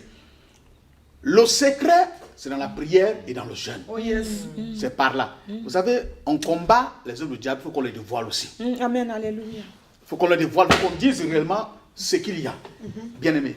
Ça, c'est un phénomène qui bat son plein à l'église, qui ronge le corps de Christ aujourd'hui. Des pasteurs qui sont sincères, des hommes de Dieu. Et les ministères prophétiques sont plus attaqués aujourd'hui, Oh yes. plus attaqués Oh yes. que n'importe quel ministère. Oh yes. Et les hommes de Dieu qui sont sincères aujourd'hui, c'est eux qui sont attaqués. Oh, Et on trouve aujourd'hui, ça dit que c'est eux qui sont mauvais, c'est eux qui sont méchants. Et ces genres de chrétiens rentrent dans le dénigrement, ils dénigrent les hommes de Dieu, ils détruisent le ministère des hommes, ils malparlent des hommes de Dieu. Ça, c'est une forme de sorcellerie pour détruire les ministères des hommes de Dieu. Je voudrais nous exhorter, surtout hommes de Dieu, fidèles, d'être vigilants. Quand quelqu'un arrive, ne l'embrassons pas. Ne l'embrassons pas comme ça. Ayons le discernement de comprendre, savoir si celui qui arrive, est-ce qu'il est de Dieu ou il n'est pas de Dieu. Que le Seigneur vous bénisse. Amen. Amen. Amen. Amen. Amen. Merci serviteurs et servantes de Dieu. Donc pour cette première partie, vous avez pu le voir avec nous, venons de faire un tour de table pour recueillir les différents témoignages, les différentes anecdotes que l'on a pu peut-être vivre dans l'église, pas peut-être, mais vécu dans l'église. Et ce qui en ressort est quand même assez clair, c'est que le diable est à l'œuvre dans l'église à travers des actions et des témoignages qui ont été donnés, à travers des actions assez quand même étonnantes et quand même assez fortes dans chacune des églises. Et les hommes de Dieu ont fait un focus quand même sur en tant qu'hommes de Dieu, c'est qu'ils doivent faire des précautions à prendre vis-à-vis des fidèles, notamment ne pas les embrasser tout de suite, parce qu'effectivement, c'est pas qui on reçoit. On ne met pas n'importe qui au service de l'église. Ça a été rappelé par l'homme de Dieu Zaché. Et encore une fois, ne pas se baser sur l'émotion lorsqu'on entre dans l'église. Donc pour cette première partie, je pense que vous avez été édifiés. Nous allons continuer avec notre débat, avec notre servante aussi qui vient d'arriver, qui est la servante Déborah. Donc servante Déborah, pour rappeler le terme, il s'agit de parler de la sorcellerie dans l'église et de la discrimination. Donc pour le moment, nous sommes sur le thème de la sorcellerie dans l'église. Je vais vous laisser quelques secondes, quelques minutes, que vous présentez votre ministère et que derrière vous nous donnez votre ressenti sur ce thème-là. Merci, que Dieu vous bénisse. Parce que ça a été vraiment un combat pour que mon fils et moi on arrive ici. Il a fait, lui, seulement 2 heures du temps dans l'embouteillage. Depuis 8 heures, parce que je suis la servante, je ne me dis pas que parce que c'est moi qui suis la servante, je vais venir en retard. Mon éducation spirituelle ne me permet pas ça. Je suis toujours à l'heure. Donc, j'étais même stressée quand je suis arrivée. Vraiment, je vais bénir Dieu parce que la Bible dit qu'il y a un reste en Israël. Il y a aussi un reste. Amen. Aujourd'hui, on confond des serviteurs de Dieu et puis les serviteurs de Babylone. Ça veut dire que de faux hommes de Dieu. Mais il y a quand même un reste. Et le témoignage que le frère est en train de rendre, vraiment, c'est ma vie. Je regardais même mon fils, c'est ma vie. Combien de fois l'église ne se vide pas, combien de fois l'église ne se vide pas. Et lui-même qui est le bébé spirituel, il dit, maman, telle personne est sorcière. Émotion, c'est ce qui va nous tuer. Émotion. Parce que tout simplement, notre Seigneur a dit que on doit aimer les brebis, on doit vraiment, faut pas, on va les perdre et tout. Donc on confond. Et puis dans les derniers temps, c'est tellement difficile. Comment il faut payer la salle, comment il faut faire ci, comment il faut faire ça. Surtout en France. L'œuvre est tellement dure en France. Donc aujourd'hui, on prend n'importe quelle personne, dès qu'ils viennent, on les embrasse, on les chuchote, on fait tout. Oh, c'est des agents du diable. L'homme de Dieu a dit tout à l'heure que oui, et c'est les vrais hommes de Dieu qui sont attaqués, c'est les vrais hommes de Dieu qui souffrent, c'est les vrais hommes de Dieu qui sont opprimés. Mais comme la Bible l'a si bien dit que oui, les vrais hommes de Dieu, si tu veux, il a dit dans Jean 15, à partir de verset 18, il dit, si le bois vert a souffert, que sera le sort du bois sec? Que sera le sort du bois sec? Donc nous qui sommes le bois sec aujourd'hui, on est en train de souffrir. Mais ça, ce que je suis en train de voir, j'ai vu ça en vision, qu'un temps viendra où les vrais hommes de Dieu seront ensemble. Ils seront un pour lutter contre ces faux enfants de Dieu qui sont dans les églises et contre les faux hommes de Dieu qu'on doit dévoiler. Parce que la Bible dit que dévoiler leurs œuvres. Moi, j'ai eu vraiment beaucoup de cas où je vais rendre un témoignage. Le premier témoignage, c'est l'une des enfants du diable, parce que je ne dirais pas mon enfant spirituel, l'une des enfants du diable, et moi, je suis la personne, je suis tellement émotionnelle, c'est que où Dieu m'a tiré les oreilles pour dire qu'il faut quitter dans l'émotion. Quand j'étais dans le monde, effectivement, j'aimais beaucoup aider. C'était ça ma vision. Je suis ivoirienne, donc je partais souvent au plateau et j'emmenais à manger, j'emmenais tout. Donc, dans le Seigneur, pareillement, c'est ce que je fais. Donc, j'ai pris une fille, qui était mariée et elle est tombée enceinte de son mari et son mari l'a abandonnée. J'ai pris la fille, je l'ai emmenée chez moi et chez moi dans mon lit. Chez moi dans mon lit jusqu'à où je peux pousser, je ne dirais pas que l'amour, mais je dirais que c'est une folie. Et la fille, elle est venue même, elle m'a divisé avec ma fille. Elle a allé commencer à gâter mon nom à l'église. Elle a vidé l'église. Elle a vidé l'église. Commencé à dire des méchancetés sur moi. Ce qui n'est même pas vrai. Commencer à insulter mon enfant. Que oui, elle est nous de venir à l'église. Et puis sa fille ne vient pas toujours à l'église et tout et tout. Mais la Bible, Dieu a dit à ses disciples, pour dire qui est ma mère, qui est mon père. C'est celui qui fait la volonté de mon père, c'est celui-là qui est mon père, ma mère et mon frère. Donc les enfants que nous accouchons, oui, physiquement, c'est nos enfants, mais spirituellement, ce n'est pas nos enfants s'ils ne suivent pas aussi le Dieu que nous suivons. Alléluia. Amen. Donc cette fille, elle a fait vraiment beaucoup de choses et puis elle est partie. Je ne me suis pas arrêtée là. Moi, ce qui me fait plaisir, Dieu les chasse toujours. Amen. Je ne me suis pas arrêtée là. Il y a une encore qui est venue. Dès qu'elle est venue, elle a commencé à me faire des petits cadeaux, comme l'homme de Dieu l'a dit. Parce qu'ils viennent déjà mettre, ils viennent faire une alliance. Quand ils viennent dans une vraie église, il faut qu'ils fassent une alliance pour que, effectivement, leur Dieu diabolique, le démon les utilise. Donc, ils se font d'abord pitié. Ce sont eux qui font pitié. Et ce sont eux qui se font victimes. Oui, telle sœur ne m'aime pas, ce sont eux qui ont toujours des problèmes. Et puis toi, étant, surtout nous les mamans qui dirigeons l'église, l'amour d'une mère s'empare de toi et tu l'embrasses, mais laisse tomber. Oui, maman, il y a un sorcier ici. Maman, ce sont eux qui voient toujours des sorciers dans l'église. Maman, pourtant c'est les adeptes. Maman, il y a un sorcier là. Maman, il y a un sorcier là. Maman, il y a un sorcier là. Il dit, ah, maman, Dieu m'a parlé. Elle me réveille matin. Dieu m'a parlé. Elle me réveille matin à 6 h du matin. Maman, Dieu m'a parlé. Maman, Dieu. Il a dit, mais moi-même qui suis prophétesse, Dieu ne me parle pas comme ça. Dieu te parle trop.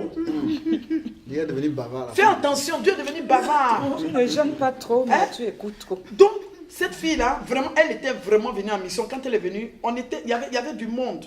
Mais quand elle est venue, et j'ai lu de mes filles spirituelles, elles c'était des chantres. Bizarrement, il faut qu'on écoute beaucoup nos enfants spirituels vrais qui sont autour de nous. Mais on ne les écoute pas souvent. Mamie et Israël, ils n'aimaient pas sentir cette fille-là. Ils n'aiment pas la sentir. Ils disent, elle fait pitié, ne faites pas ça. Israël dit, maman, je ne l'aime pas parce qu'elle n'est pas vraie. Mamie dit, je ne l'aime pas parce qu'elle n'est pas vraie. Et je l'ai laissé rentrer en moi. Ah, mais laisse tomber. Ce que cette fille a fait, non, je ne le dis pas. Elle va dire que oui, souvent c'est elle qui dit oui, le mariage de telle personne ne va pas marcher. Maman, Dieu m'a dit que le mariage de telle personne ne va pas marcher. Maman, Dieu m'a dit le mariage. Le problème, elle confesse, elle dit mais pourquoi le mariage ne va pas marcher? D'autant plus que le mariage c'est un don de Dieu. Pourquoi ça ne peut pas marcher? Comment cette fille-là va être délivrée de moi? J'ai l'une de mes filles qui est en Côte d'Ivoire. Elle est venue me voir parce que moi, à chaque année de mon anniversaire, vraiment, je fais une phase d'évangélisation. Donc, je prépare. L'homme de Dieu a parlé de toi-même, il faut prendre tes clés. Ça, c'est vrai. Parce que moi-même, j'ai toujours mes clés. J'ai toujours mes clés. C'est tout récemment, mon fils spirituel qui est là, il dit, bon, il faut garder les clés. Parce que lui, c'est d'abord mon enfant physique, comment je pourrais le dire. Parce que j'avais marié son grand frère qui était un Béninois. Et puis, on s'est séparés. Et lui et moi, on s'est retrouvés en Europe ici. Quand on s'est retrouvés en Europe ici, je l'ai évangélisé. Il ne voulait pas venir à l'église parce qu'il était vraiment dans le monde. Où je l'ai croisé, il était presque fou. Il était fou quand je l'ai croisé. Donc, c'est moi qui ai fait sa cure d'âme. C'est moi qui ai fait sa délivrance. Et il est auprès de moi. Donc, je connais son état d'esprit. Amen. Donc, je lui ai dit, bon, mon fils, voici la clé. Donc, cette fille-là, comment je vais être délivré de cette fille? J'ai ma fille qui est venue à mon anniversaire. Dès que ma fille est venue à mon anniversaire, elle m'a dit, maman, ta fille là, elle n'est pas bien. Elle n'est pas ici, elle n'est pas en Europe ici, elle est en Côte d'Ivoire. Mais le jour qu'elle est venue à mon anniversaire, et puis ce sont eux, je vais faire intercession, ce sont eux qui sont devant la porte. L'homme de Dieu, que Dieu te bénisse. Ce sont eux qui sont devant la porte et quand tout le monde est assis, ils ne peuvent pas s'asseoir, hein, mais ils sont debout. Ce sont eux, ils veulent qu'on le regarde, ils veulent qu'on le regarde, ils veulent qu'on le regarde. Un jour, le Saint-Esprit m'a dit que celle-là, ma fille, fais attention. Je dis non, ce sont mes émotions. Parce que quand tu aimes une personne, il vient d'abord t'envoûter, si tu n'as pas le discernement, tu les aimes que tous les hommes, on ne doit même pas les toucher. On ne doit pas les toucher. Souvent, il vient du moment, oui, je n'ai rien à manger à la maison, l'argent de l'offrande, je prends, j'en ai, et puis je lui donne. Oh, c'était les hôtels que j'étais en train de planter sans le savoir. Donc, ma fille quitte Abidjan, elle dit, maman, après il y avait vraiment du monde et tout, et puis c'est la fille même qui était derrière moi. Elle dit, maman, qui est derrière toi là même? Qui est derrière toi? Elle a vu tout le monde, mais elle dit, maman, je vais essayer de faire comme elle, et puis je vais voir qui elle est. Donc ma fille dit, qu'est-ce que tu attends de la servante de Dieu? Ma fille est devenue comme ça avec elle. Ils sont pas intelligents en fait. Voilà. Le diable il est bête, il n'est pas intelligent. Et ma fille dit, ben, qu'est-ce que tu attends de la servante de Dieu? Dit, oh, celle-là. Oh, celle-là, quand tout le monde sort avec elle là, ma fille dit, je dis quoi? Tu dis quoi? Tout le monde sort avec elle? Elle dit, oh oui. Elle est jalouse de moi. Et ma fille la pousse. Elle dit, son église va être vidée. Pourquoi? Elle est venue avec un jeune à l'église. Elle n'était plus avec le jeune. Elle vient et me dit que maman, Dieu dit que c'est mon mari. Je dis, maman, Dieu ne m'a pas encore dit que c'est ton mari. C'est que c'est toi qui l'as invité. Elle dit, maman, on a fait un premier, on devait organiser notre premier mariage et puis ça n'a pas marché. Et puis aujourd'hui, je suis venue dans ton église, mais Dieu me dit que c'est mon mari. Je dis, moi, Dieu ne m'a pas encore dit que c'est ton mari. Elle dit, forcé. Maintenant, elle dit aussi, le jeune aussi vient me dire, non, elle dit au jeune, Dieu me dit que c'est mon mari. Elle me dit à moi, Dieu me dit que c'est mon mari. Maintenant, le jeune dit que maman, Dieu m'a rien dit. Amen. Maman, je ne l'aime pas. Maman, je ne l'aime pas. Maman, tu n'es jamais allé chez elle. Chez elle, là, c'est un camp de fourmis. Et les fourmis, là, ils ne meurent jamais. Je l'ai côtoyé, j'ai vu. Donc, maman, je ne l'aime pas. Maintenant, elle va sur son hôtel. Parce que c'est la sirène des eaux. Le diable travaille beaucoup avec la sirène des eaux. Donc, elle va sur son hôtel. Elle envoûte maintenant le monsieur. Et puis, elle envoûte tous ceux qui vont accepter ce mariage. Mais comme ce n'est pas de Dieu, vous allez voir l'enfer. Donc, le jeune maintenant qui vient me dire, maman, vraiment, moi je ne veux pas de ce mariage parce que Dieu ne m'a pas encore dit. Maintenant, elle m'appelle. Elle dit, maman, Dieu m'a donné la date où on va se marier. Oh. Dieu m'a donné la date, Dieu m'a donné le jour et tout. J'ai dit, on va mettre en prière. Et puis, comme coïncidence, le jeune m'appelle. Oui, maman, la même date que Dieu a donnée à ma fiancée, là. Dieu m'a donné aussi la date et tout, et tout, et tout. J'ai dit, bon, ok, si Dieu vous a donné la date, si tout de suite, je vous dis que non, ne vous mariez pas, on dit que oui, elle est jalouse. Donc, on va voir si c'est vraiment Dieu, on verra. Et puis, on a fait la dot, on a fait vraiment la dot et tout, et tout. Est-ce que ça fait 2 mois même? Non. Ça n'a même pas fait 2 mois. Ça se balance. Oh, le frère, il regardait une fille qui était dans l'église. Oh, moi, je suis vraiment dur sur ces choses-là. Ça veut dire que si tu veux, tu es une fille, viens me voir d'abord. Et quand tu viens me voir d'abord, je passe, parce que moi, quand les hommes viennent, je passe, et l'homme de Dieu a dit tout à l'heure, ils ne veulent jamais passer par leur délivrance. Quand tu dis tu vas faire leur délivrance, non, je suis déjà délivré. Je suis un serviteur de Dieu. Je suis une servante de Dieu. Attends, tu ne peux pas te proclamer victoire. C'est quelqu'un qui dira si tu es délivré ou pas. Parce que la Bible dit qu'on les reconnaîtra par leurs fruits. Tu es délivré. Ok. L'homme de Dieu a parlé de quelqu'un qui quitte dans l'église. Il ne faut pas l'accepter. Je suis béni cet après-midi, je suis béni. Il ne faut pas l'accepter, mais c'est vrai. Parce que quand il vient, il te parle de lui. Là-bas, on m'a persécuté. Là-bas, on m'a dit que j'étais sorcière. Là-bas, on m'a dit que je suis un sorcier. Donc, quand tu viens ici aussi, il faut qu'on rentre dans le scanner pour voir qui tu es vraiment. Et Dieu m'avait vraiment voilé par rapport à tout ça. Donc, On a fait le mariage et tout. 2 mois après, le frère, qu'est-ce qu'il a fait? Il a pris une fille dans l'église et puis il a fui la fille. Il est parti avec la fille. Je dis, ah. Et la fille, je ne la vois plus à l'église. Et c'est la sorcière, là, celle qui vient me dire encore que maman, est-ce que tu sais que mon mari et puis Grâce, ils sont ensemble? Je dis, ah bon? Mais toi tu dis que tu es sorcière, il fallait voir ça pour n'aimer pas que les deux partent ensemble. Et puis, quand ma fille l'a dévoilé et tout, elle a dit ce qu'elle voulait méchamment et tout. Donc c'était en novembre. C'était en novembre, décembre et tout. J'ai arrêté. Quand ma fille me disait tout ce qu'elle rencontrait, tout ça, j'ai arrêté de l'appeler, j'ai arrêté tout. 1er janvier, j'ai encore même le message. Maman, tu es une grande femme, tu es vraiment gentille et tout, mais mon retrait n'est pas un oubli, je t'aime, tu es une grande servante de Dieu et tout, je ne l'ai pas répondu. Jusqu'aujourd'hui. Donc elle, c'est comme ça le Seigneur là. Il y a un encore qui est venu, il dit, je suis un prophète. On cherche tellement les âmes, comme l'homme de Dieu a dit, on cherche tellement les âmes, on n'a pas le discernement. Je suis un prophète, je suis ceci, je suis cela. On veut aussi des chantres dans les... Non, Seigneur Jésus, tu es Dieu. Donc, il y a une, quand j'ai commencé le ministère, qui était avec moi, elle m'a dit non, il n'y a pas des instruments, parce que tu vois, les sorciers, ils aiment tout ce qui tape à l'œil. Un vrai disciple, il s'en fout, même s'il n'y a pas les instruments, il n'y a rien. Il adore son Dieu en esprit, en vérité. Il ne regarde pas les instruments et tout. Mais quand les sorciers, ils regardent tout ce qui frappe à l'œil. Il faut les instruments, il faut du monde, ils ne savent pas. Un sorcier ne sait pas payer le prix pour que Dieu bénisse à son temps. Donc, il y avait une chantre qui était là, il y avait un jeune aussi, il dit que lui, il est un homme de Dieu. Je dis, bon, je vais faire ta délivrance. Il m'a toujours doublé comme ça. Il m'a toujours doublé. Un jour, j'étais en train de prêcher. Je dis, le Seigneur va révéler les choses cachées. Je dis, vous qui commettez l'impudicité, le Seigneur va vous frapper.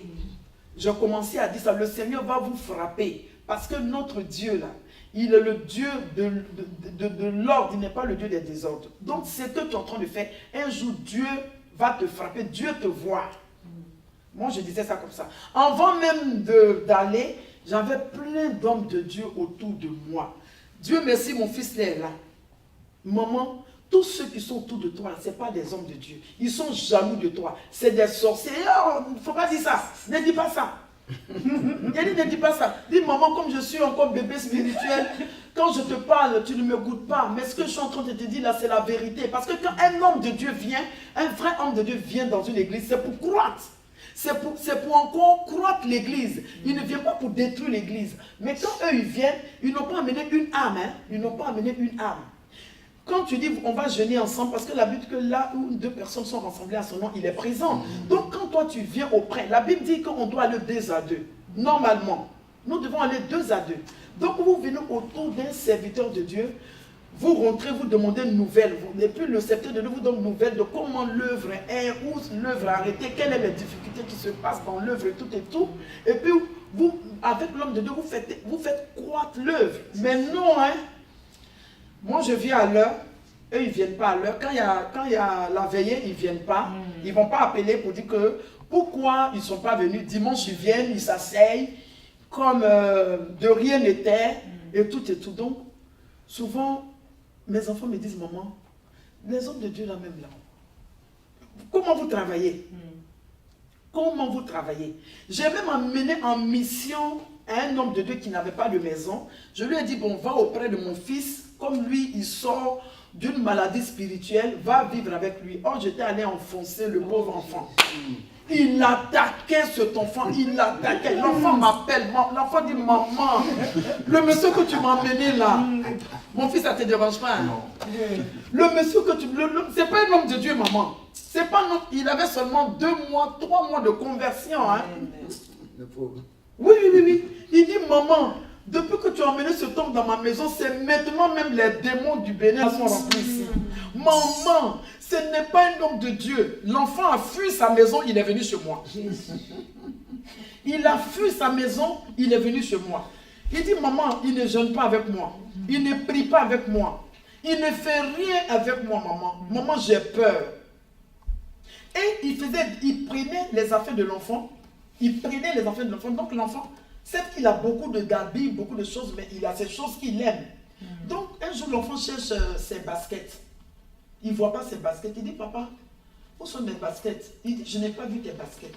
Il dit, c'est pas grave. Peut-être que c'est les vaudous du Bénin, là, qui sont venus prendre, comment on appelle ça, les baskets. Or, quand l'enfant lui a posé la question, ça lui a fait très mal.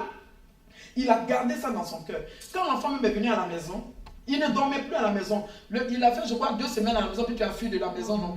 Il a fui de la maison, il allait chez moi. Donc, il avait gardé ça dans son cœur. Donc, un jour, un dimanche, témoignage, où Dieu va le dévoiler. Parce que depuis ce temps, j'ai commencé, il a dit, Seigneur, je ne suis même pas avec un homme de Dieu qui me suit. Je suis seul. Donc, papa, il est temps maintenant que tu me soutiennes. Témoignage. J'ai dit, non, laisse. Il dit, non, je vais rendre témoignage. Non, je vais rendre témoignage. On lui donne le micro. Il dit, j'étais allé en mission, ma mission est terminée. Et puis l'enfant le regardait comme ça, un dédain. Pour te dire quelle mission même tu as fait, qui est terminée. Donc, je suis à la mission est terminée. Donc aujourd'hui, l'enfant avait dit qu'il avait perdu ses baskets. J'ai invoqué mon Dieu. Mon Dieu a fait tomber les baskets du plafond. Oh, oh.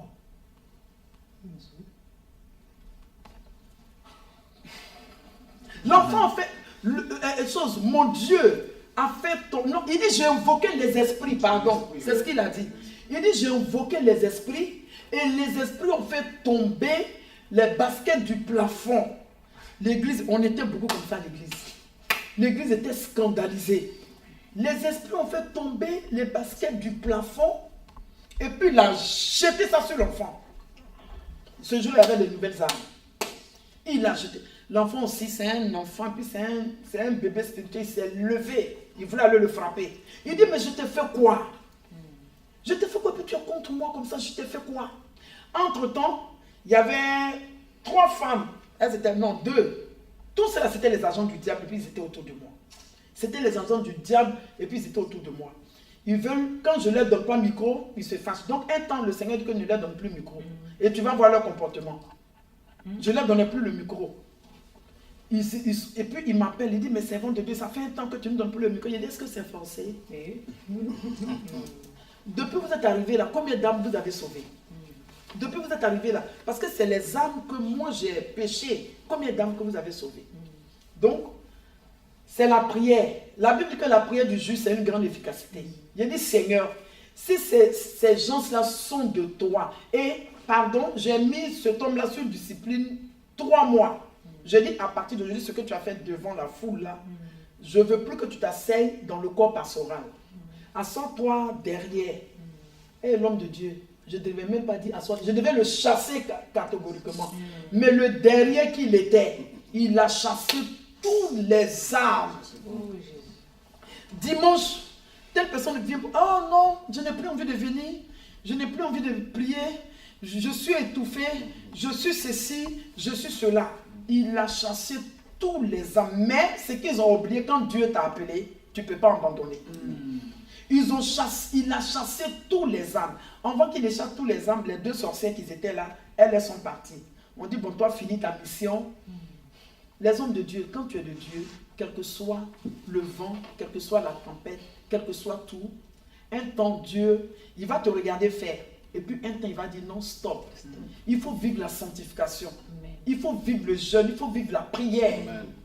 Parce que nous, on le fait parce qu'on pense que Dieu, l'homme de Dieu a dit quelque chose. À un moment, je me posais la question, je dis, mais Seigneur, est-ce que tu m'as vraiment appelé? Il fallait me laisser dans mon monde là. Seigneur, j'étais dans mon monde là. Même si je devais aller en enfer, je ne souffrais pas. Mais l'œuvre grandit, ça, les gens s'en vont. L'œuvre grandit, ça s'en va. Papa, je suis fatigué. Un jour, je prie parce que je suis une femme de jeûne. J'ai pris un moment de jeûne de 14 jours. Je dis, papa, je suis fatigué. On est beaucoup, après on disparaît, les gens disparaissent, on est beaucoup. Le Seigneur dit que tu n'es pas plus amour que moi. À partir d'aujourd'hui, tous ceux qui vont venir auprès de toi, demandent d'abord l'approbation à Dieu, si c'est de moi ou bien si c'est pas de moi. Sinon, ma fille, je t'ai appelé. J'ai dit, merci, parce que je pensais que tu ne m'avais pas appelé. Alléluia. Donc, je veux bénir le nom du Seigneur parce que la sorcellerie réellement existe dans les églises. Comme les hommes de Dieu, comme les enfants spirituels que nous avons. Amen. Que Dieu vous bénisse. Amen, amen, amen. Donc, vous avez pu le constater, comme ce témoignage est assez édifiant, comme tous les témoignages que nous avons entendus aujourd'hui. Le sujet est très passionnant en même temps, donc on pourrait du coup mettre des heures à débattre là-dessus. Donc, pour cette première partie, je pense que vous avez été édifiés par tous les témoignages et toutes les paroles qui accompagnaient en fait ce premier thème que les hommes de Dieu ont dû prononcer. Nous allons dans un second temps, donc avec l'arrivée de nouvelles personnes, de nouveaux hommes de Dieu, prophètes. Prophète Élisée, voilà. Donc prophète Élisée avec qui nous allons continuer en fait la suite de notre débat ou table ronde, c'est beaucoup plus précis. En ce qui concerne la deuxième partie, la discrimination dans l'Église, peut-être que ça sera peut-être une seconde fois, on verra en fonction de sa promesse. Voilà.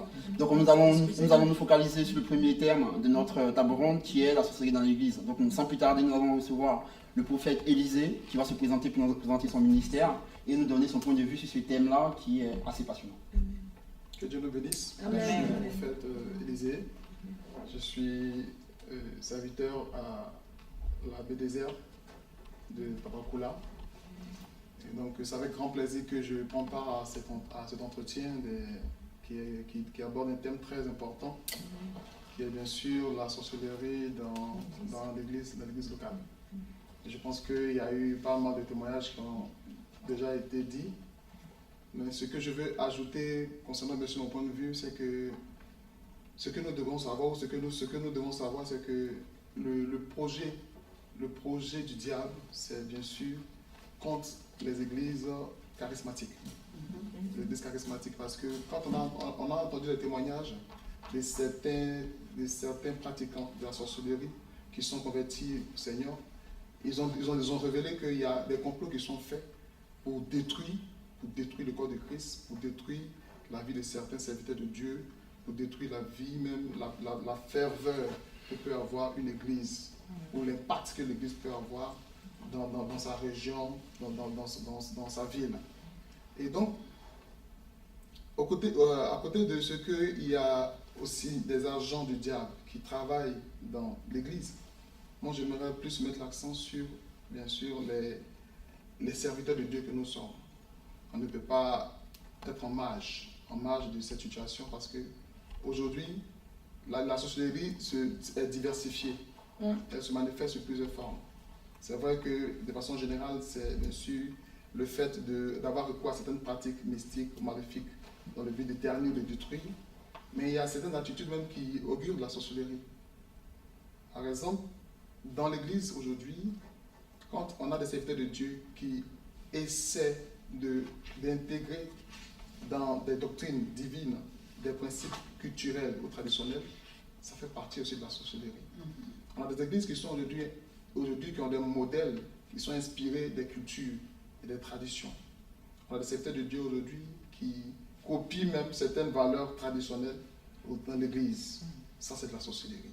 Parce qu'on ne peut pas mélanger le spirituel, les doctrines spirituelles avec des doctrines traditionnelles, culturelles. Et aujourd'hui, il y a un mouvement qui se propage, qui fait qu'on est en train de voir une certaine forme, une certaine catégorie de serviteurs de Dieu qui aujourd'hui se sentent obligés d'être des devins, qui veulent forcément prédire l'avenir, qui parlent avec même des morts, qui veulent forcément voir la projection astrale, qui ont recours à toute forme de doctrine contre nature, contre biblique, pour attester de leur ministère. Et c'est déplorable parce qu'on ne peut pas attester d'un ministère si Dieu ne le permet. Parce que c'est vrai qu'on est serviteur de Dieu, mais c'est Dieu qui nous donne le ministère. Ce n'est pas nous qui l'avons voulu, c'est Dieu qui nous a appelés, c'est Dieu qui nous a qualifiés par rapport à cela. Et donc c'est Dieu qui a la capacité d'attester, de certifier le ministère de quelqu'un. Et donc, il ne faut pas que les serviteurs de Dieu nous laissons distraire ou influencés par, bien sûr, le besoin des hommes. Parce que le besoin des hommes se fait de plus en plus récurrent. Les gens ont besoin aujourd'hui de voir la manifestation de l'Esprit de Dieu. Ont besoin de voir la puissance de Dieu. Mais comment est-ce que nous allons révéler la puissance de Dieu? Ce n'est pas en leur prédisant l'avenir. Ce n'est pas en parlant avec des morts. Parce que moi, on a vu certains serviteurs de Dieu qui parlaient avec des morts. Oui, je te vois, toi, mais je vois le nom d'une soeur, par exemple Madeleine. Et c'est une soeur qui est morte. Elle me dit de te dire que devant l'esprit, il faut espérer, il faut espérer. On tombe directement dans la sorcellerie. On est dans la sorcellerie. Et aujourd'hui, l'Église est en train de perdre son impact. L'Église est en train de perdre sa puissance. Pourquoi? Parce que les lourds ravisseurs dont la Bible parle aujourd'hui sont des serviteurs de Dieu en quelque sorte.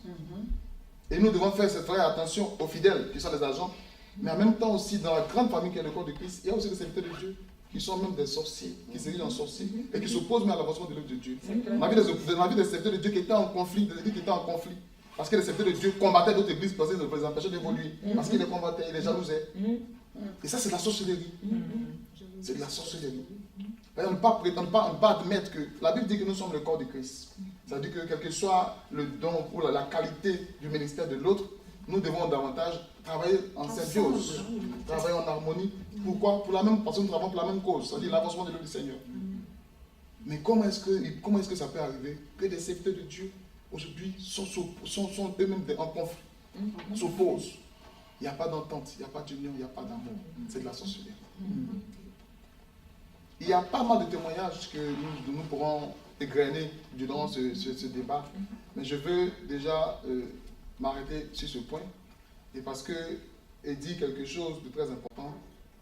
C'est vrai que le diable il est venu dans cette optique, bien sûr, de déstabiliser les églises charismatiques, de déstabiliser le corps de Christ. Mais la question que nous devons nous poser, c'est comment est-ce que le diable réussit à atteindre ses objectifs? C'est ça qui va décanter la solution au problème que nous sommes en train de présenter aujourd'hui. Parce que si les hommes de Dieu aujourd'hui réussissent à chuter ou à tomber, c'est quelque part, il y a une vie cachée qui doit être mise à nu, dévoilée. Amen. Parce que quand on regarde dans la Bible, l'apôtre Paul a vécu cela dans l'Acte des Apôtres, où il était confronté à la jeune dame qui avait l'esprit de divination. La Bible dit que cette dame, elle suivait de l'apôtre Paul avec ses disciples. Elle disait, mais ceux-là, c'est des serviteurs de Dieu, ils vous parlent du projet du salut et tout. Et la Bible dit quoi? Que l'apôtre Paul, à un moment donné, a senti que ce que cette femme disait n'était pas de Dieu. Et qu'est-ce qu'il a fait? Il a adressé une prière, il a menacé, il a chassé l'esprit qui parlait au travers d'elle. Pour être des hommes de Dieu d'impact, des hommes de Dieu efficaces, il faut que nous ayons une vie de sainteté. Et cette vie de sainteté va nous amener à avoir la puissance, à avoir l'autorité au-dessus de tout ce qui peut être puissance diabolique. Parce qu'aujourd'hui, on a l'impression que l'Église est devenue plus victime. L'Église ne doit pas être une victime du diable. L'Église ne doit pas être une victime de la sorcellerie. Au contraire, la Bible dit que nous avons reçu le pouvoir. Et Dieu nous a donné les clés. Et donc, c'est un des aspects de ce pouvoir-là que nous pourrons davantage révéler Dieu aux yeux du monde et amener le plan du diable à échouer au fur et à mesure qu'il va s'investir pour détruire l'œuvre du Seigneur pour le corps de Christ. Amen. Amen. Amen. Donc c'est sur ces quelques paroles du prophète Élisée que nous allons boucler la boucle. Donc voilà, pour vous qui venez de reprendre, qui venez de nous retrouver sur notre chaîne TV Gloire pour l'émission, ou si vous voulez pour la table ronde, dont le débat, dont les thèmes sont la sorcellerie dans l'église et la discrimination aussi. Pour cette première partie, ce qui sera consacré que à la sorcellerie dans l'église, nous pensons que nous avons abordé en long et en large l'ensemble du sujet. Donc, pour cette première partie, nous avons clôturé. Je vais demander aux hommes de Dieu qui sont ici avec nous, pour la clôture, de nous dire et surtout d'exhorter en direction du peuple de Dieu, de façon générale, comment est-ce que nous devons nous comporter en face de la sorcellerie dans l'église, quelles sont les armes pour nous, fidèles, qui ne sont pas forcément au niveau spirituel qu'ils sont, les armes dont nous disposons pour pouvoir du coup affronter de tels phénomènes dans l'église. Donc, hommes de Dieu, rapidement, en quelques mots, des exhortations au peuple de Dieu, des conseils. Je voudrais dire le mot de fin. La première des choses, nous devons être unis. La Bible déclare que dans le livre des Actes des Apôtres 4, la multitude n'était qu'un cœur et une âme. Nul ne disait que c'est bien lui appartenait. Bon, les gens vont me dire, mais pourquoi est-ce que tu prends ce verset pour exemple? L'amour la Bible déclame la chose, l'amour couvre une multitude de péchés. Et Paul a dit, dans la parole de Dieu, le Seigneur dit quoi? Il dit, aimez-vous les uns les autres comme je vous ai aimé. L'un des premiers commandements, il dit quoi? Aime l'Éternel de tout ton cœur, de toute ton âme, de toute ta pensée. Et tu dois aimer ton prochain comme toi-même. Nous devons être d'abord unis, soudés. Une des choses que j'ai compris à l'église, c'est que le fait que nous ne sommes pas unis fait aussi que la porte est ouverte. Or, la Bible déclare que le méchant ne peut résister dans l'assemblée des saints. Donc, si nous sommes soudés et que nous sommes du même esprit, je ne pense pas que le diable pourra agir au milieu de nous. Amen. Amen. Donc, je veux, c'est-à-dire, exhorter nos frères et nos sœurs. Il faut que nous soyons dans l'unité d'esprit. Regardez ce qui se passe sur cette table ronde aujourd'hui. Je ne connaissais pas la servante de Dieu. Je ne connaissais pas le serviteur de Dieu. Et aujourd'hui, les frères qui sont là, je ne les connaissais pas, mais aujourd'hui, Dieu permet qu'on puisse se connaître, qu'on se rencontre, qu'on puisse... C'est l'unité qui commence comme ça. Moi, Dieu m'a montré dans une vision. Ça ne fait pas longtemps. J'ai prié et puis je vois comme si l'église est en train de se mettre ensemble. Amen. Et partout où tu vas voir qu'il y a des servants de Dieu, des serviteurs de Dieu qui veulent se mettre ensemble pour travailler. Amen. Mais avec qui travailler? Avec qui travailler? Avec qui travailler maintenant? Il faut connaître le discernement. Oh, yes. Ajouter le discernement. De savoir avec qui travailler, l'unité, mais avec le discernement. Avec qui travailler, a dit pour ne pas être, ça pour être à l'abri du diable, pour ne pas que le diable se puisse rentrer au milieu de nous. Et si nous sommes unis de cette façon, vous allez voir que nous allons remporter des grandes victoires. Amen. Amen. Que le Seigneur vous bénisse. Amen. On avait fait le dernier tour, j'avais laissé mon tour à la servante, mais je voulais, le même verset du prophète était dans mon cœur, Jean 13, 34, aimons-nous les unes les autres comme Dieu nous a aimés. Quand je rentrais des cieux, c'est vrai, le diable courait pour aller le premier livre de l'enfer, il courait pour aller sur la terre, il revenait. J'ai dit à Jésus, pourquoi il court comme ça? Il dit, il s'en va séduire l'église. Et il veut d'abord séduire en premier mes envoyés. Et parce que si les bergers sont touchés, les brebis suivent. Et je dis, quelle rapidité. Il dit, parce que le temps est précipité. Il me dit, ma fille, tu annonces à la terre que mon église est devenue la cabane d'Ali Baba. Le sexe arrangé, les mariages arrangés, toute histoire. On vit en faucon, on vit en roseau. J'ai demandé que tu viens voir l'enfer, le paradis, parce que même l'église redoute que l'enfer existe, que j'existe. Alors, va leur faire savoir cela. Et le diable est uni plus que vous. Dit à mes enfants sur la terre, sans l'unité, vous ne vous en sortiriez jamais. Et donc, quand le Seigneur m'a donné ce mot de passe, quand moi-même je rentrais des cieux, le diable m'a présenté tous les hommes mannequins, tous les plats au chocolat, les jeunes appellent comme ça, j'ai 50 ans bientôt. Aujourd'hui, j'entends plat, je me dis, on va au rayon, mais Monoprix, on me dit, c'est autre chose manger. Et donc, on me dit, plat au chocolat, c'est des nouvelles hommes aujourd'hui. Nous, on appelait les mannequins. Il m'a montré tous les plats au chocolat, tout type. Il dit, je sais que tu aimes le genre là. J'ai dit, tu es vaincu au nom de Jésus. J'ai dit, la sainteté, il est combien d'années? Toi, tu veux venir que tu m'as utilisé les appartements dans le monde droit à gauche. Aujourd'hui, tu veux quoi? C'est terminé, tu es vaincu au nom de Jésus. Il me montre l'argent aveuglé mes yeux. Il me dit, la terre est ma gloire. Comme dans Matthieu 4, quand Jésus a jeûné 40 jours, 40 nuits. Il me dit, regarde, tout ça est ma gloire. Tu ne dis pas ce que tu as vu, Jésus t'a montré. Tu ne dis pas ce que tu as entendu. Et comme ça, quand tu ne vas pas le dire, tu as tout ça là. J'ai dit, tu es vaincu. J'entends Jésus dire, dis-lui que ton nom est écrit dans le livre de vie. Donc si tu veux le repousser, dis-lui que ton nom est écrit dans le livre de vie et que la sainteté soit ton bâton de verge.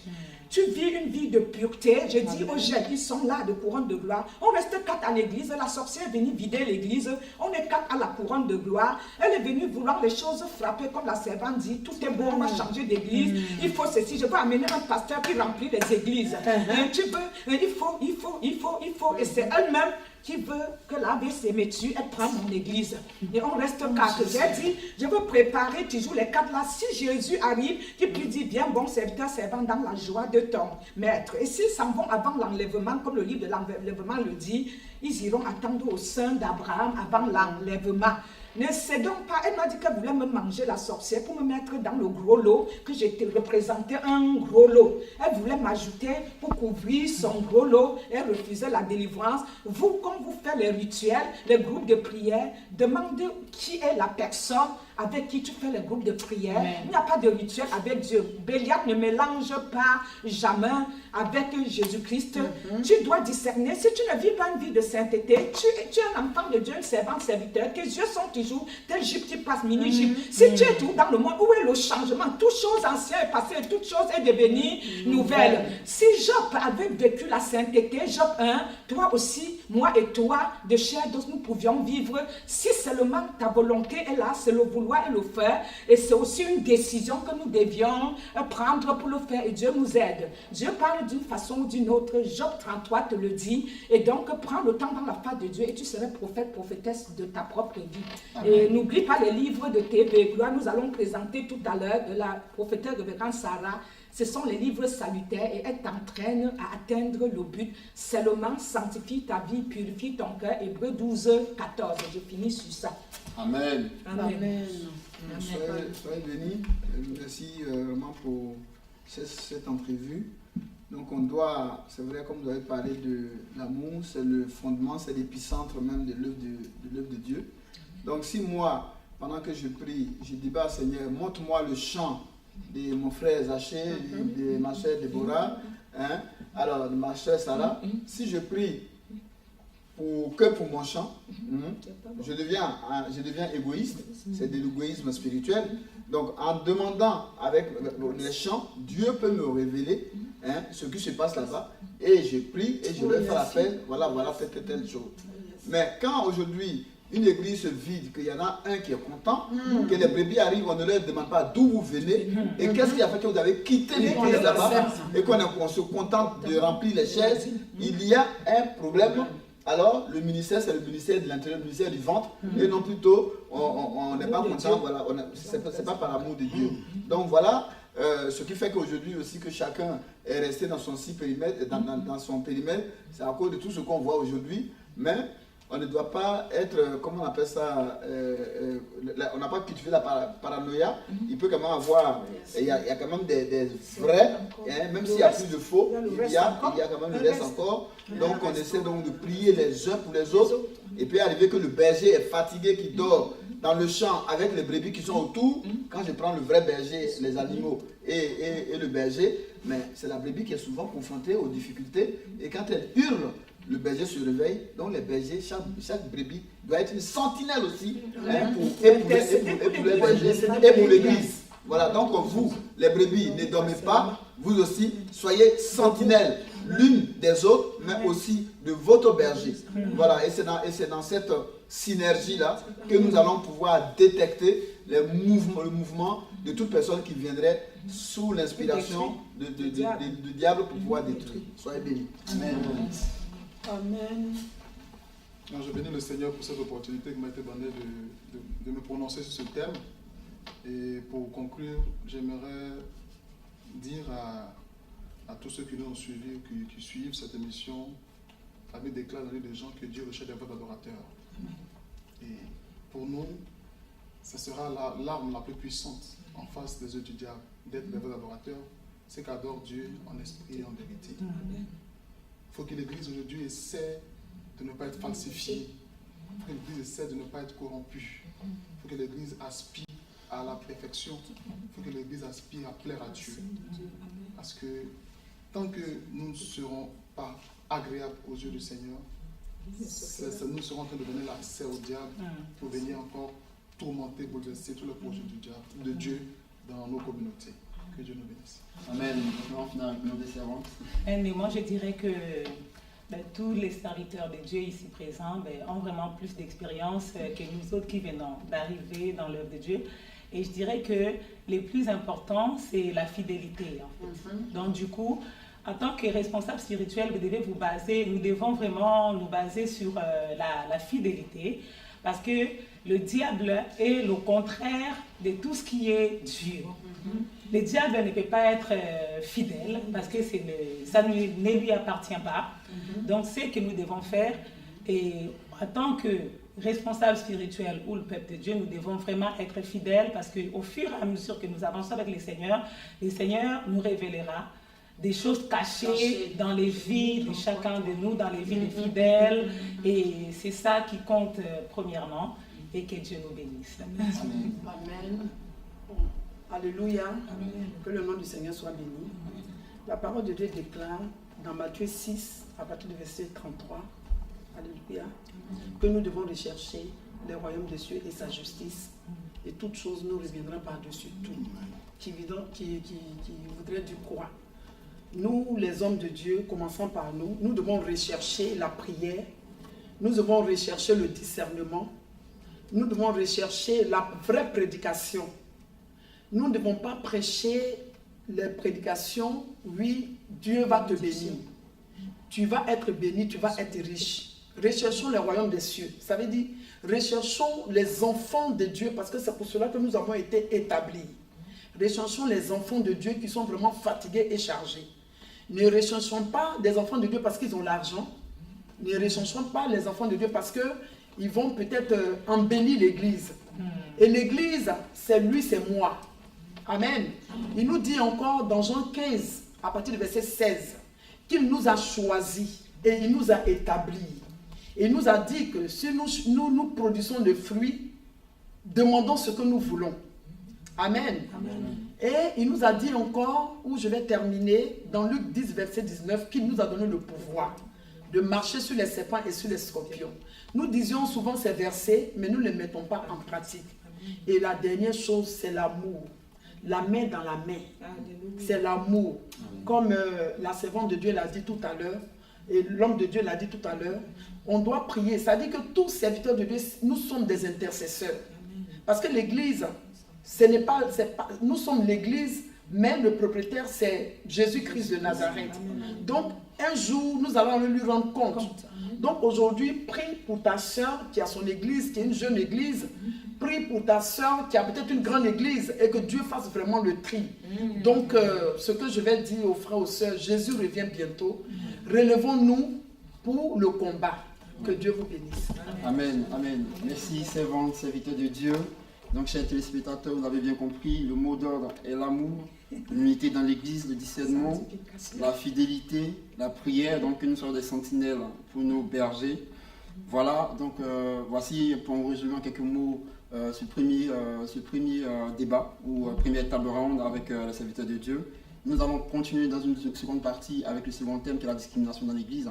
Donc restez connectés à notre chaîne TV Gloire, allez sur YouTube pour nous voir et liker, nous suivre pour cette seconde phase également. Donc merci à tous de nous avoir suivis, que Dieu vous bénisse là où vous êtes. Amen. Amen. Soyez bénis, les livres sont là. Donc la révérende prophétesse Sarah Django, visitant l'enfer et le paradis, n'oublie pas vraiment de t'acquérir de ce livre-là. C'est le tome 1 en 6e édition. L'enfer côté droite, l'enfer côté gauche, les 7 conditions pour bâtir ta demeure céleste, parce que là où il n'y a pas les sans-abri. Et donc, bien aimé, il te dit, j'irai te trouver une place pour que où tu sois, je vais te chercher pour venir, pour que tu y sois avec moi. L'enlèvement de l'église, il m'a dit de ne plus dire qu'il est proche, qu'il est déjà dans la maison, au seuil à l'intérieur, un pied dedans, un pied dehors. C'est avec ça que j'évangélise dans les métros, les RER, tu le sais. Même dans les cellules, tu le sais, je le crie. Donc, l'enlèvement de l'église, je ne peux pas te dire tout ce qu'il y a dedans. C'est toi-même qui fouilleras et qui verras. Visit of the World of the Paradise, c'est le premier traduit. Il a dit de ne pas oublier le peuple anglophone. Et donc, poème, depuis mes 5 ans que Jésus me visite dans mes nourris de crâne au Cameroun. Là, quand il m'a racheté, je lui ai exprimé tout ce que tu n'as jamais dit à un homme t'a jamais dit, une femme t'a jamais dit, c'est là. Si tu arrives à exprimer cela, une fille spirituelle m'a dit, maman, les mots que tu as souvent là, que tu me donnes à moi, à mon mari, un homme ne devrait pas être avec toi, parce que si tu donnes ce mot-là, c'est pas possible de vivre. Et ce mot-là, c'est là-dedans, bien aimé. Ça vient de sortir, marcher par le Saint-Esprit. Tu as assez marché un pied dedans, un pied dehors. Parce que dans nos têtes, il boue trop de choses. Mais là, ça te dit maintenant comment tu dois marcher. L'Église dit toujours péché, péché. Mais ça te dit comment vivre la sanctification, la repentance pour accéder dans le royaume. Et donc, voilà les pains et les pépites. Nous disons une parole tous les jours, c'est la Genèse. Tu peux trouver les livres où tu viens à l'église Mission Évangélique Internationale, la Couronne de Gloire, 73 rue de la Briche, 93 200 Saint-Denis. Au 2e étage, porte 35, c'est le RERD, tu descends à Saint-Denis, tu prends le 38, c'est la prochaine arrêt, et tu passes sous le pont, et les immeubles en face, tu y es. Tu peux trouver aussi à la librairie Roctambol, c'est la librairie FSL. Je suis auto-entrepreneuse commerçante, librairie FSL, donc 11 rue Roctambol, 75 015 Paris, c'est 01, tu peux leur trouver 44 14 et 50, donc 01 44 et 14 et 50, où tu nous appelles. Mon nouveau numéro, c'est le 06 50 04 94 44. 06 50 04 94 44. Ça fait 2 jours, je l'ai changé. 06 24 86 93 77. 06 24 86 93 77. Tous les dimanches, nous sommes sur ebook pour le direct. Tu peux nous suivre et n'oublie pas de nous soutenir. Aussi, on ne peut pas oublier parce que l'argent que tu vas dans les boîtes de nuit avec, sème à la bonne terre. À l'église, tu mets 1 euro. S'il te plaît, ne mets plus 1 euro à l'église. L'église ne peut aller nulle part avec 1 euro. Je dépense 50 000 dépliants par 2 mois. Ils sont là, ils vont tous. Je dis, ton plaque au chocolat va montrer, sauver les âmes à Jésus. C'est là-bas qu'il va dire si tu es plaque de chocolat ou pas. Tout le monde évangélise à la couronne de gloire. Et donc, bien aimé, les dépliants, là, 50 000, nous dépensons. Toi, tu fais quoi avec ton argent? Tu vas être constipé, comme Papa Koula a dit. Voilà les dépliants, c'est constipation. Mamie, gratuit, avec tellement gratuit, le ventre peut se percer. Donc, bien aimé, voilà les résumés de chaque livre. Nous sommes à la Briche. Viens sur notre site internet, c'est www.lacouronnedegloire.com. Je fais la prévention routière, secours et solidarité.com. Tu as besoin de nous joindre ou chez Papa Koula, choisis qui tu veux. Ne vais plus dans les églises de WhatsApp, de YouTube. Je te dis que là où tu dois aller, comme le fils de Papa Koula, tu risques d'aller mourir chez un prophète. Sois ton propre prophète, ta propre prophétesse. Si tu passes le temps comme moi cette nuit, Dieu t'étale toute ta vie. Tu n'as pas besoin de faux prophètes. Sois prophète de ta vie. Ces livres sont salutaires. Ça va t'entraîner au salut. C'est les livres salutaires. Et c'est les livres, encore les mines d'or, sur moi à TV Gloire, c'est là où Jésus a dit exprime-toi. Et là où il m'a envoyé à Casarema, c'est par là que tu serais vu. Exprime-toi à TV Gloire, les sans-voix comme toi. Donc c'est une télé de sans-voix, une chaîne où on dit la vérité. Viens avec nous dire la vérité, sois évangélisé. Le temps est plus que proche. Soyez bénis au nom de Jésus. Amen.